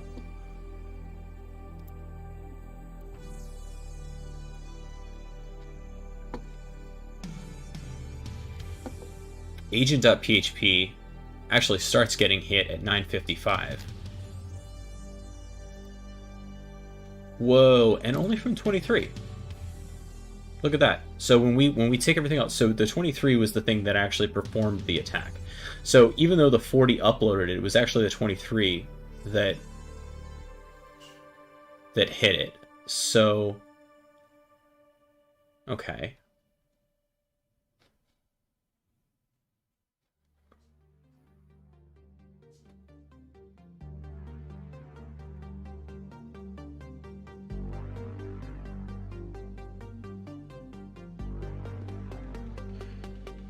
This is messing me up, because it's like, what has a 4-letter extension? I guess HTML.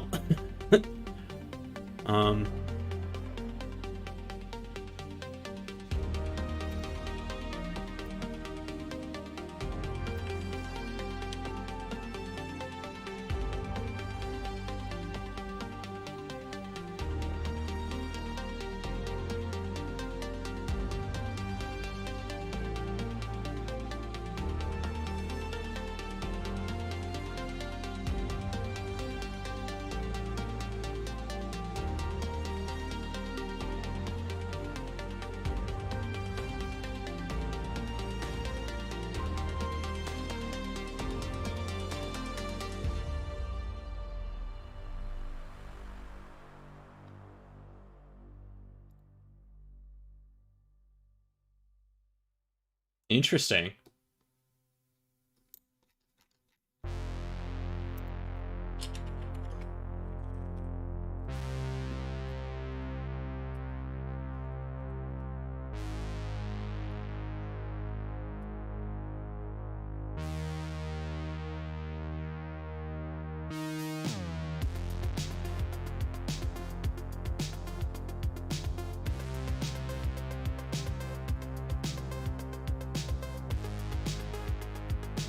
Okay, this is just the vuln scanner stuff.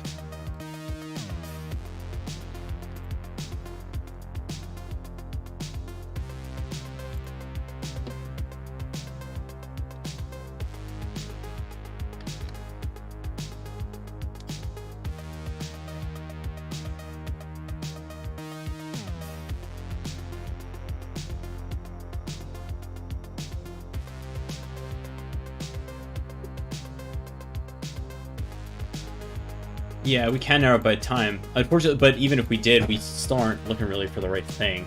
But yes, we can narrow it by time, so...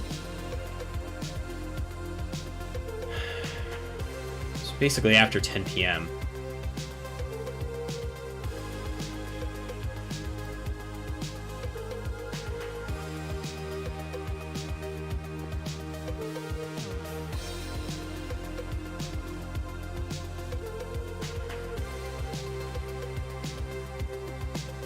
I'm still going back to the agent.php because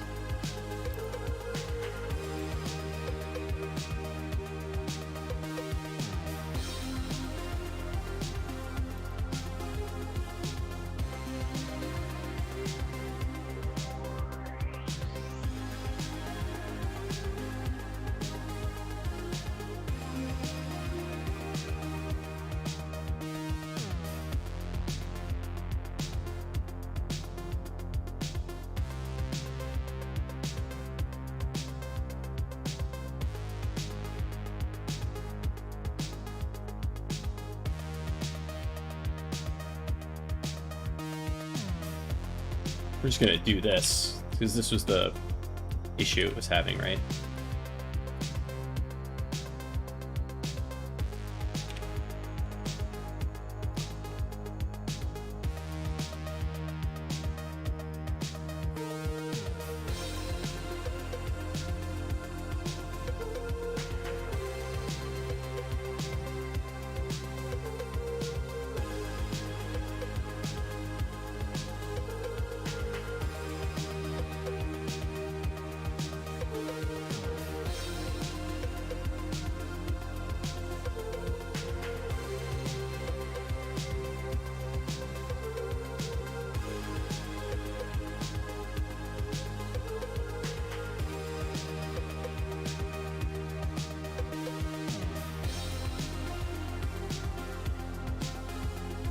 Okay.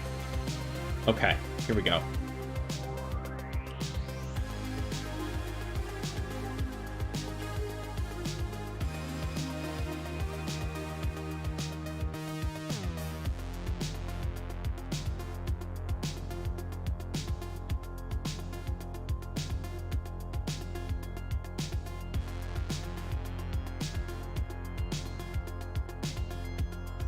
Now we're getting somewhere. So we have the PHP actually doing something. Now,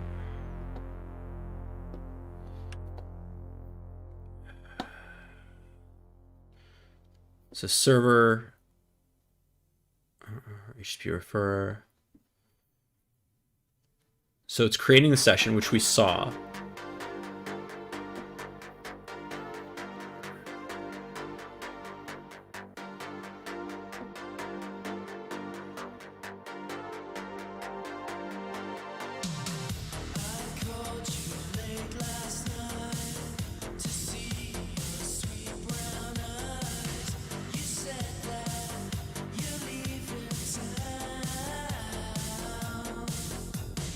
Interesting.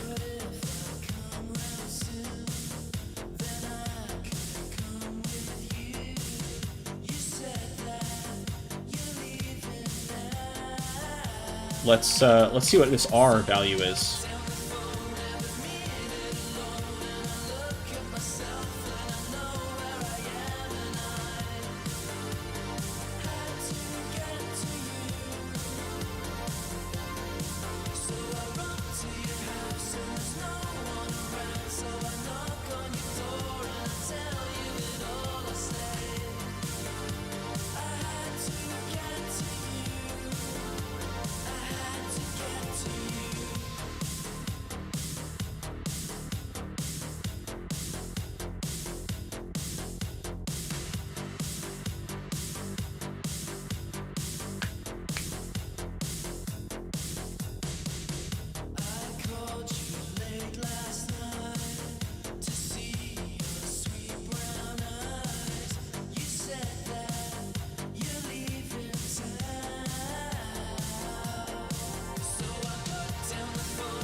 Interesting.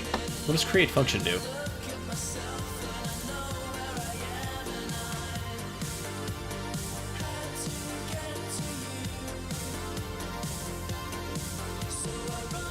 Creates an anonymous function from parameters passed or returns. Okay.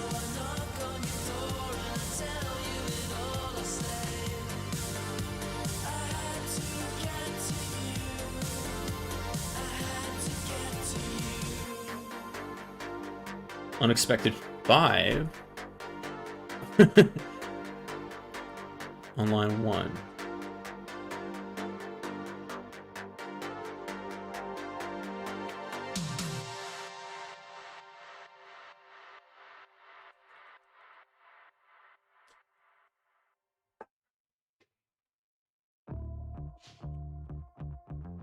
Create function, and then what is L?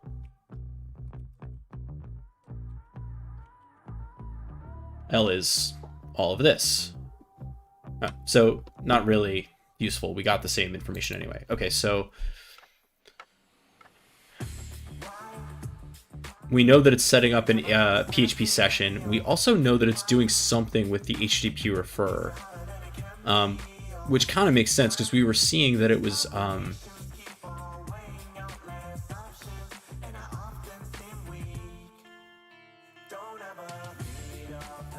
randomized when we were looking at the agent. Okay.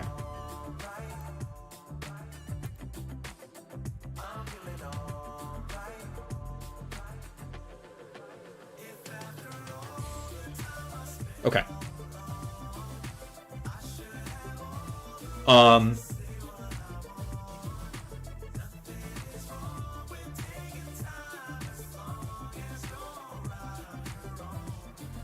So the agent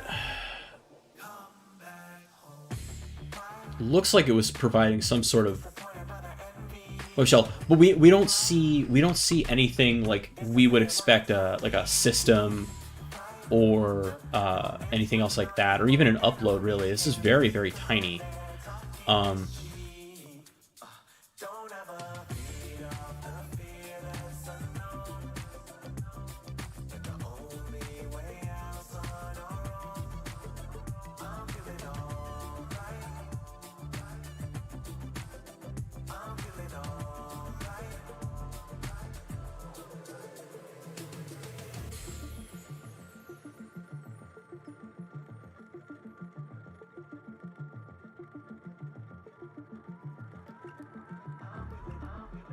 Okay, so we know that we're like at 10:16. So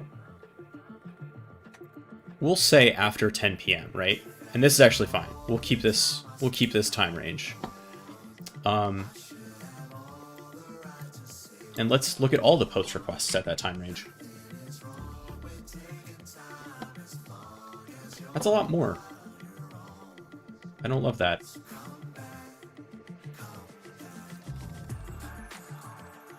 Holy crap. 10,000 post requests?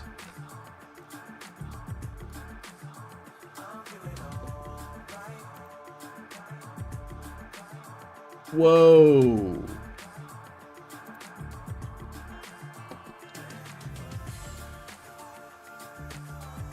There was an upload data? There's no way this... Ah, crap.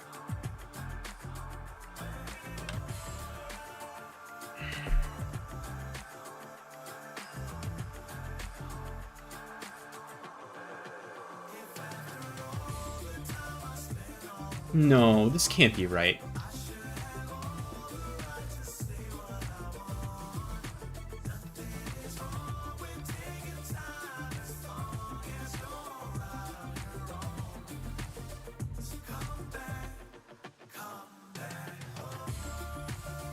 What got uploaded here?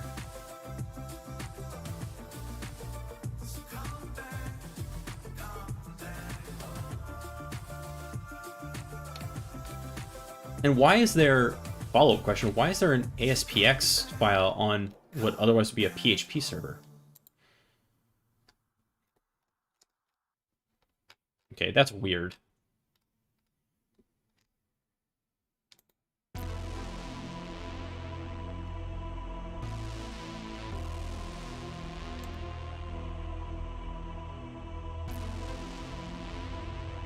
What are you? What's this 134?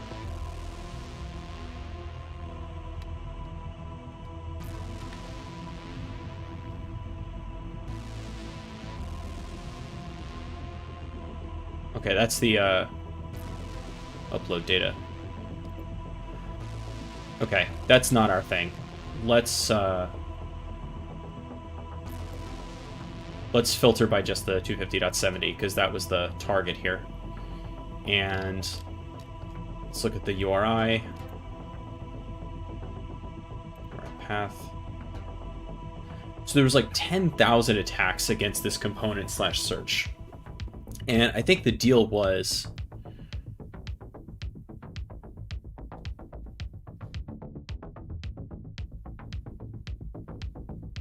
is that them exfiltrating something. We'll find out. I have a feeling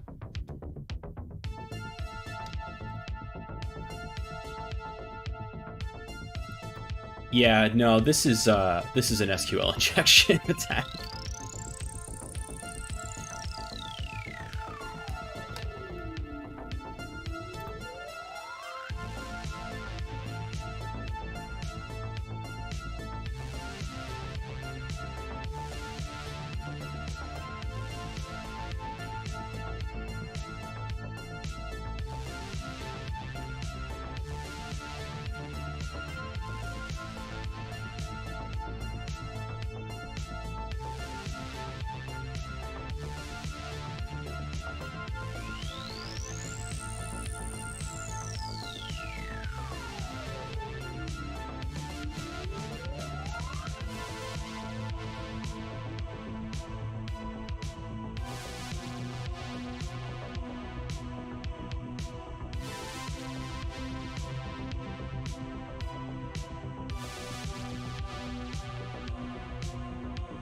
Okay, so there's something up with the ordering.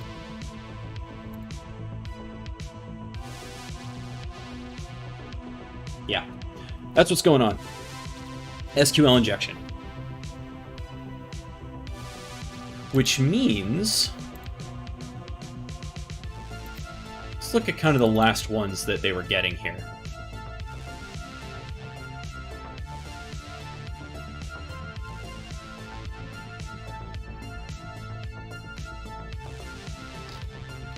And let's see if there's anything in best content that is of interest. Or, actually, Do we have the response code in here?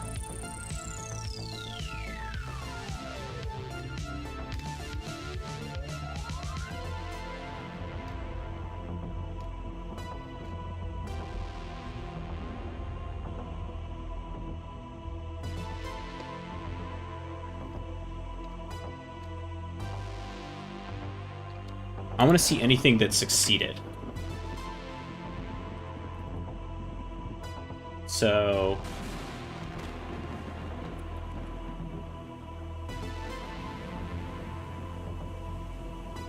anything that wasn't 303'd.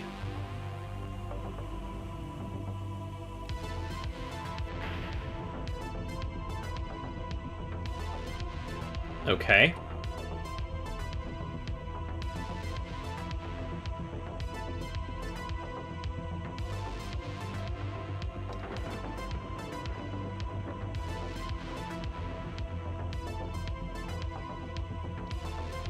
Or source headers, actually.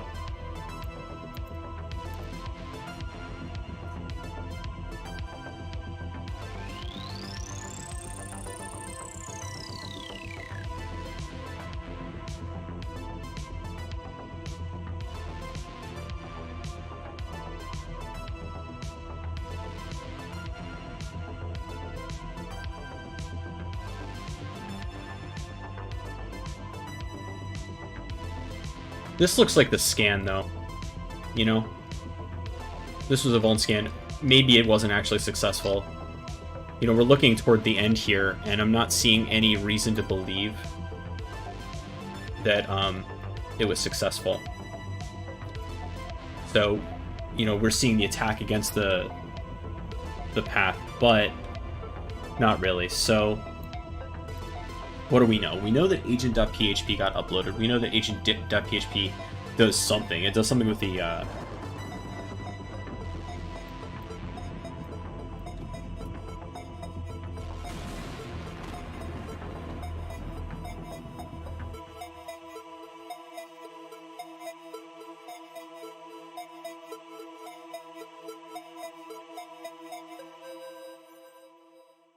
Whoa, really?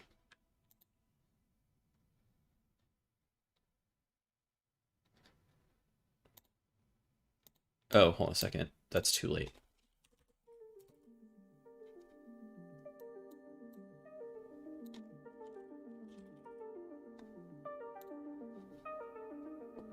There we go. Let's see here.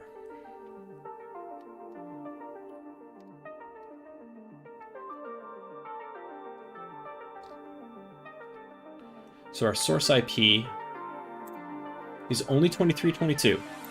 The only one that was hitting agent.php. So the vuln scanner was the 40 dot, and that's pretty much all it was doing. The 22 did a brute force password against Joomla.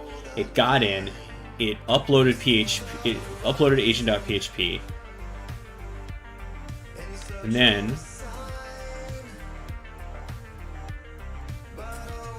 what did it do with it?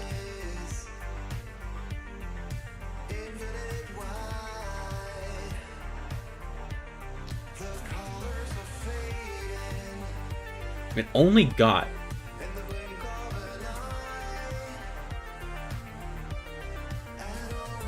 You can see that it's like doing some crazy stuff with the referrer here.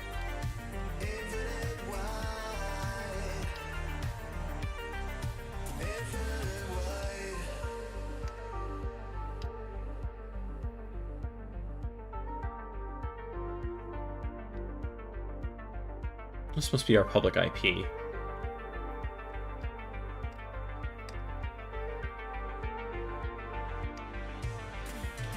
So, I believe that's true, that agent.php could open a shell so that it's not over HTTP. That's what you would expect, right? It's a TCP shell. Yes. That being said,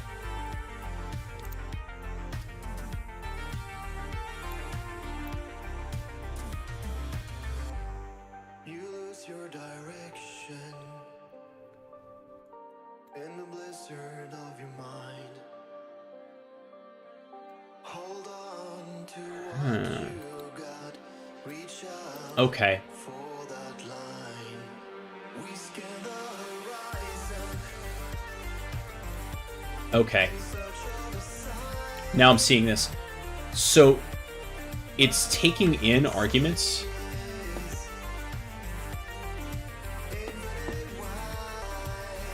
So if we look at the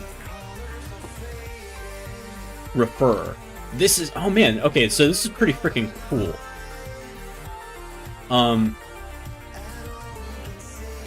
It's not using the URL for command line arguments. It's not like sending parameters that way.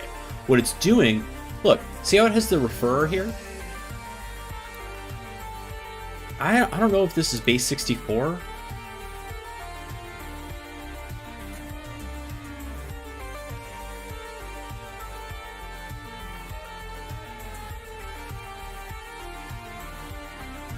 But it's doing some other stuff. I think it's gzip uncompress.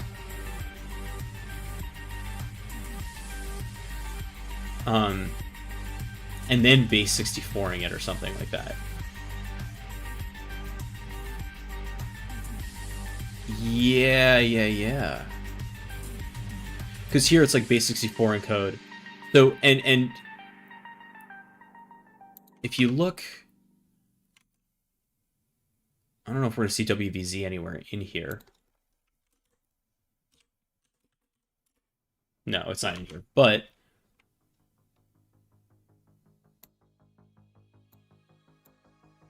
I wonder if this is the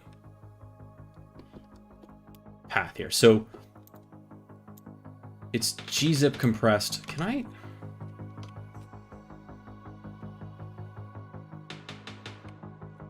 just write a quick PHP? Let me try that.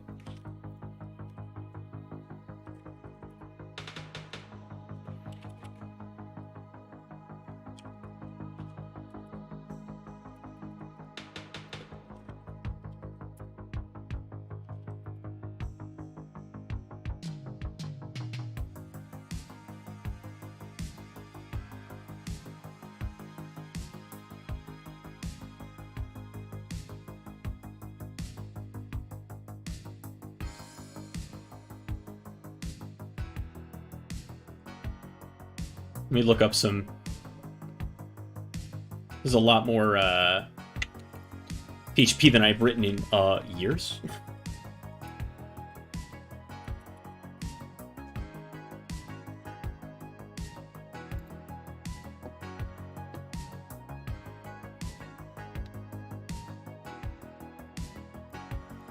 Okay, and can we do?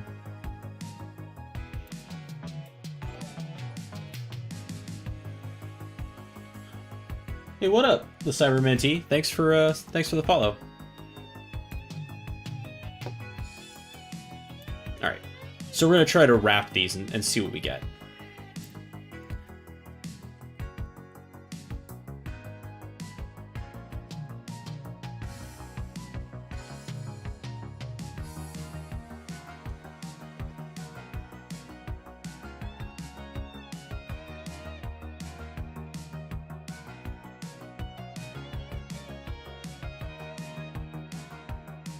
This song rips. What are we listening to? Neon Drive by Compiler Bow. It's good ass-kicking music.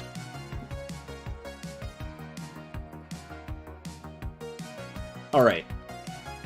Let's try that.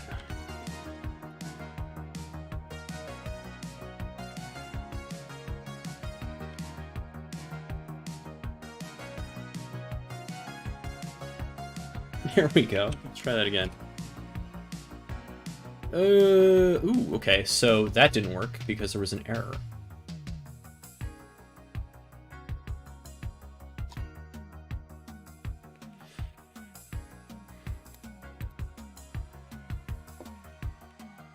Interesting.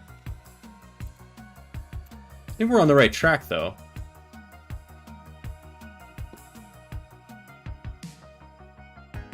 Okay. We can actually look at the HTTP referrers here.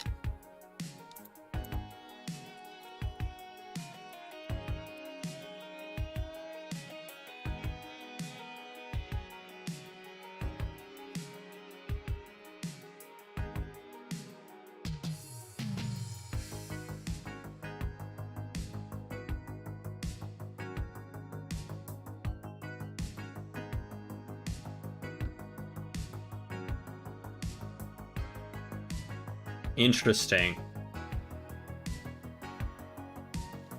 So there's some WNOs, there's some... Yeah. And there's some WVZs. I don't know if that makes any difference. It's clearly putting something together.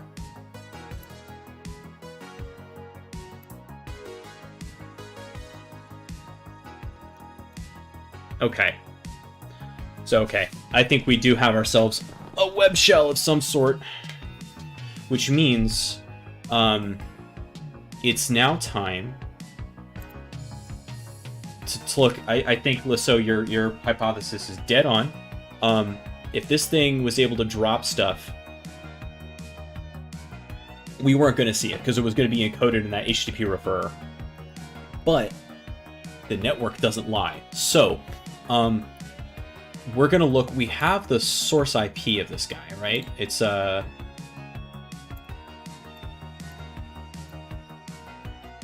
192.168.250.70, I think, is our IP. So we're going to look at this time. This is,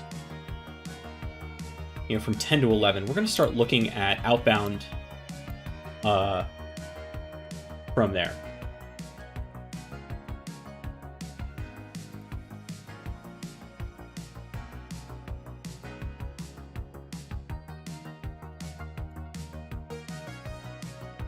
August 10th, 2016.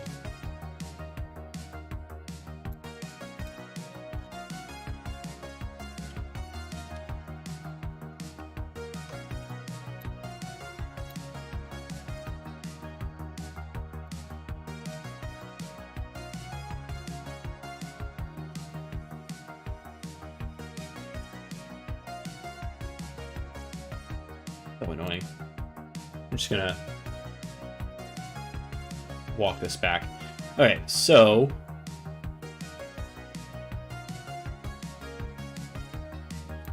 let's sample first.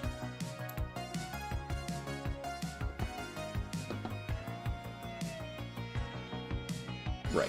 So we'll look at August 10th. What do we want? What do we have in stream TCP? Is this just NetFlow? Oh, delicious. This is exactly what I wanted to see. Okay, so no event sampling. Let's look at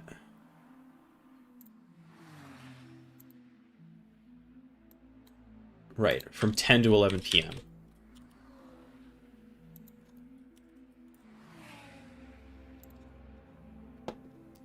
And then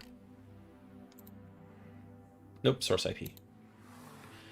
Okay, here we go. So .70 is our web server, and I want to see what was going out.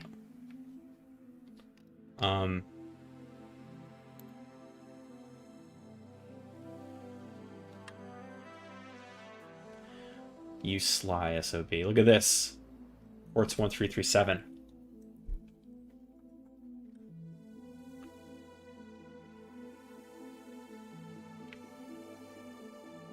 We have other stuff going on as well. All of this could be of interest.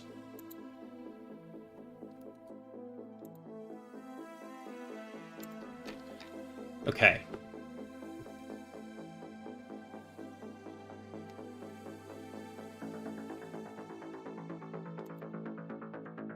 The source port's not going to tell us much, but the destination port might be really interesting, and the destination IP is going to be...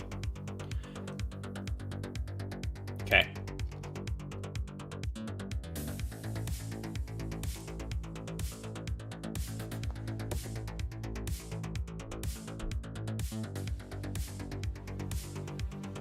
Got him. We found our reverse shell.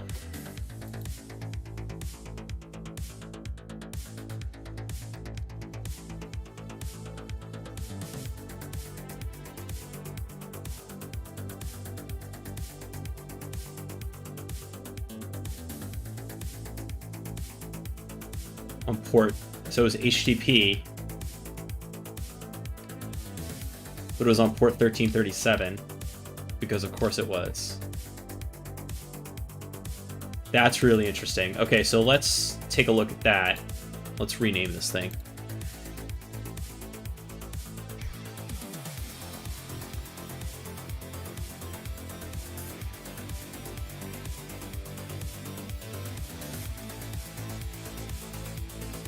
All right. Let's see anything that saw that.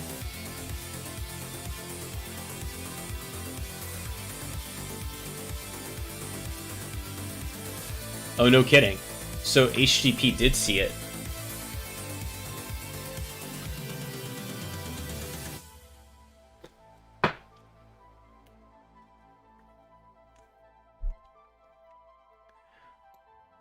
Found the file. Oh, we found all sorts of stuff. We cracked some of the case, Lasso. Here's the deal. We actually, your hypothesis was right on the money. So basically, the agent was using the refer to encode web shell components and then load that into the view. So based on that hypothesis, we just started looking for outbound TCP from our web server and found port 1337 in use. Checked that out, and then it turns out it was HTTP traffic, and we caught this.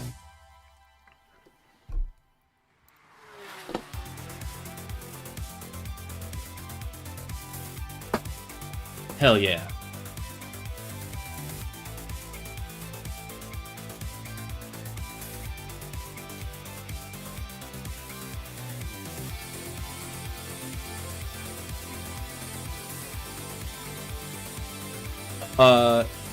Yeah, it is. I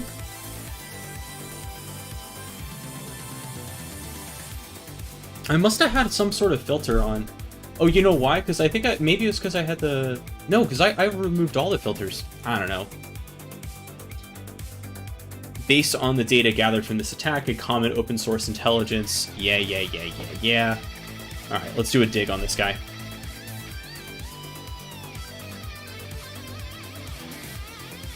Or a who is, rather, sorry. I don't have who is?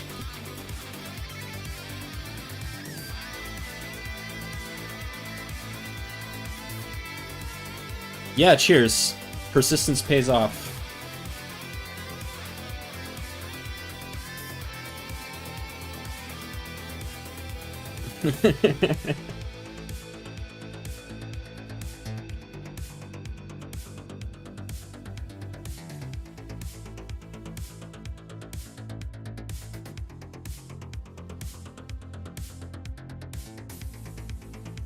Oh, interesting. So who is isn't giving us much. What's the email address that is most likely associated with the poison ivy?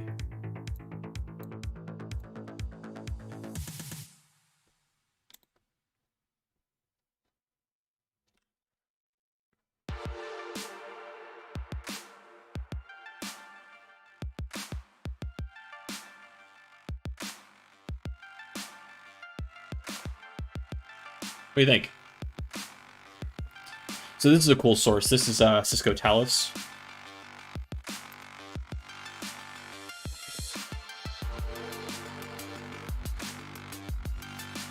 Nothing.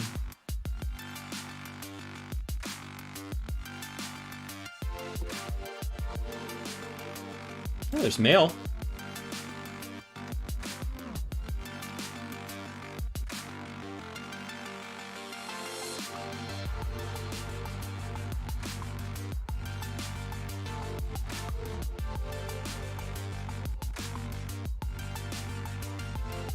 Unhelpful.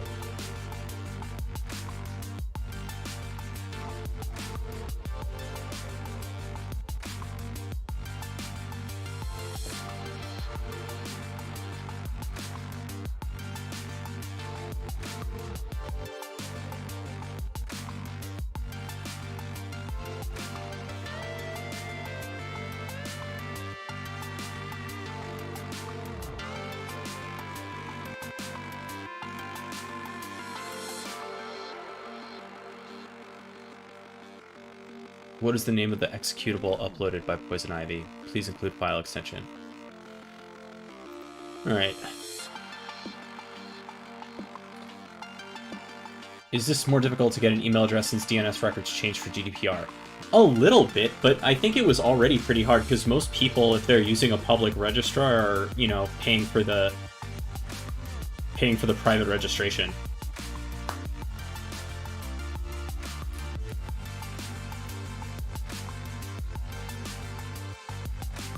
I'll tell you what. It's certainly harder if it's the registrars in Europe, but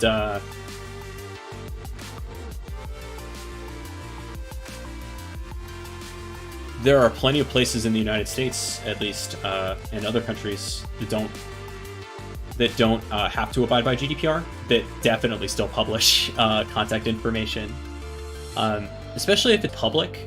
So, for example, let's see. What is it? lacity.org is the city of Los Angeles. So let's try. That one's actually private.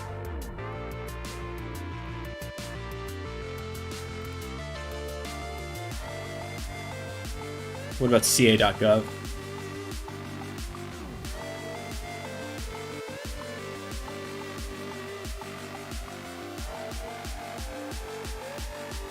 Nothing. Oh, actually, hold on a second.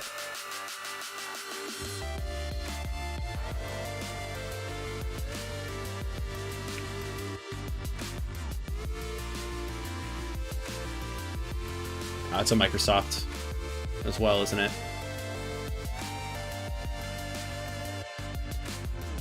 That's a good point, though. I didn't do...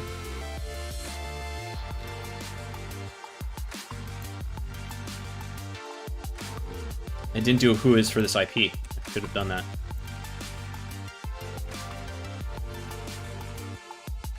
Oh, snap!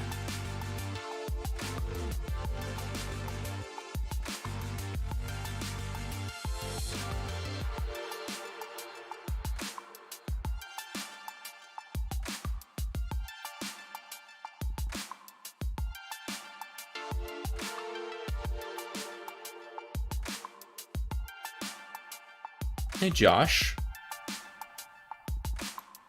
That's probably not right, but there you go. There is definitely still public information available. Yeah, that's not right. What's the name of the executable uploaded? Well, let's see.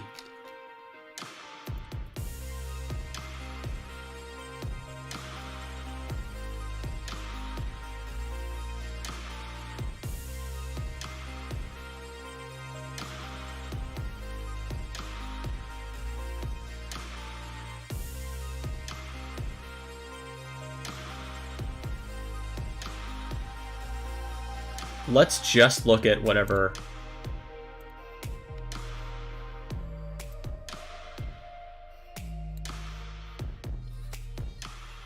Forget the port for a second.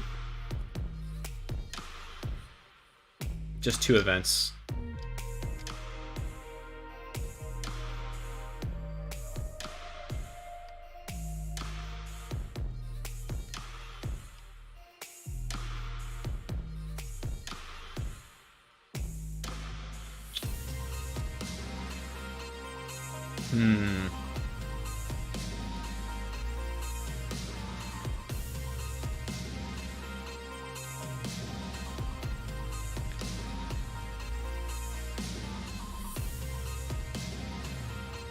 Well, there's a lot more. Obviously, we're not going to finish everything today, but I think that's a good place to stop. You know, we found the image. There's more that we can do, but this was a good introduction to Splunk and how you can use it to start hunting through your stuff. As you can see, it can get a little bit hard to keep track of. If I were doing this for a real investigation, my notes would have been a lot more detailed. Not only to keep track of what I'm doing, but I'm going to have to provide a report at some point, right? So that's something to keep in mind.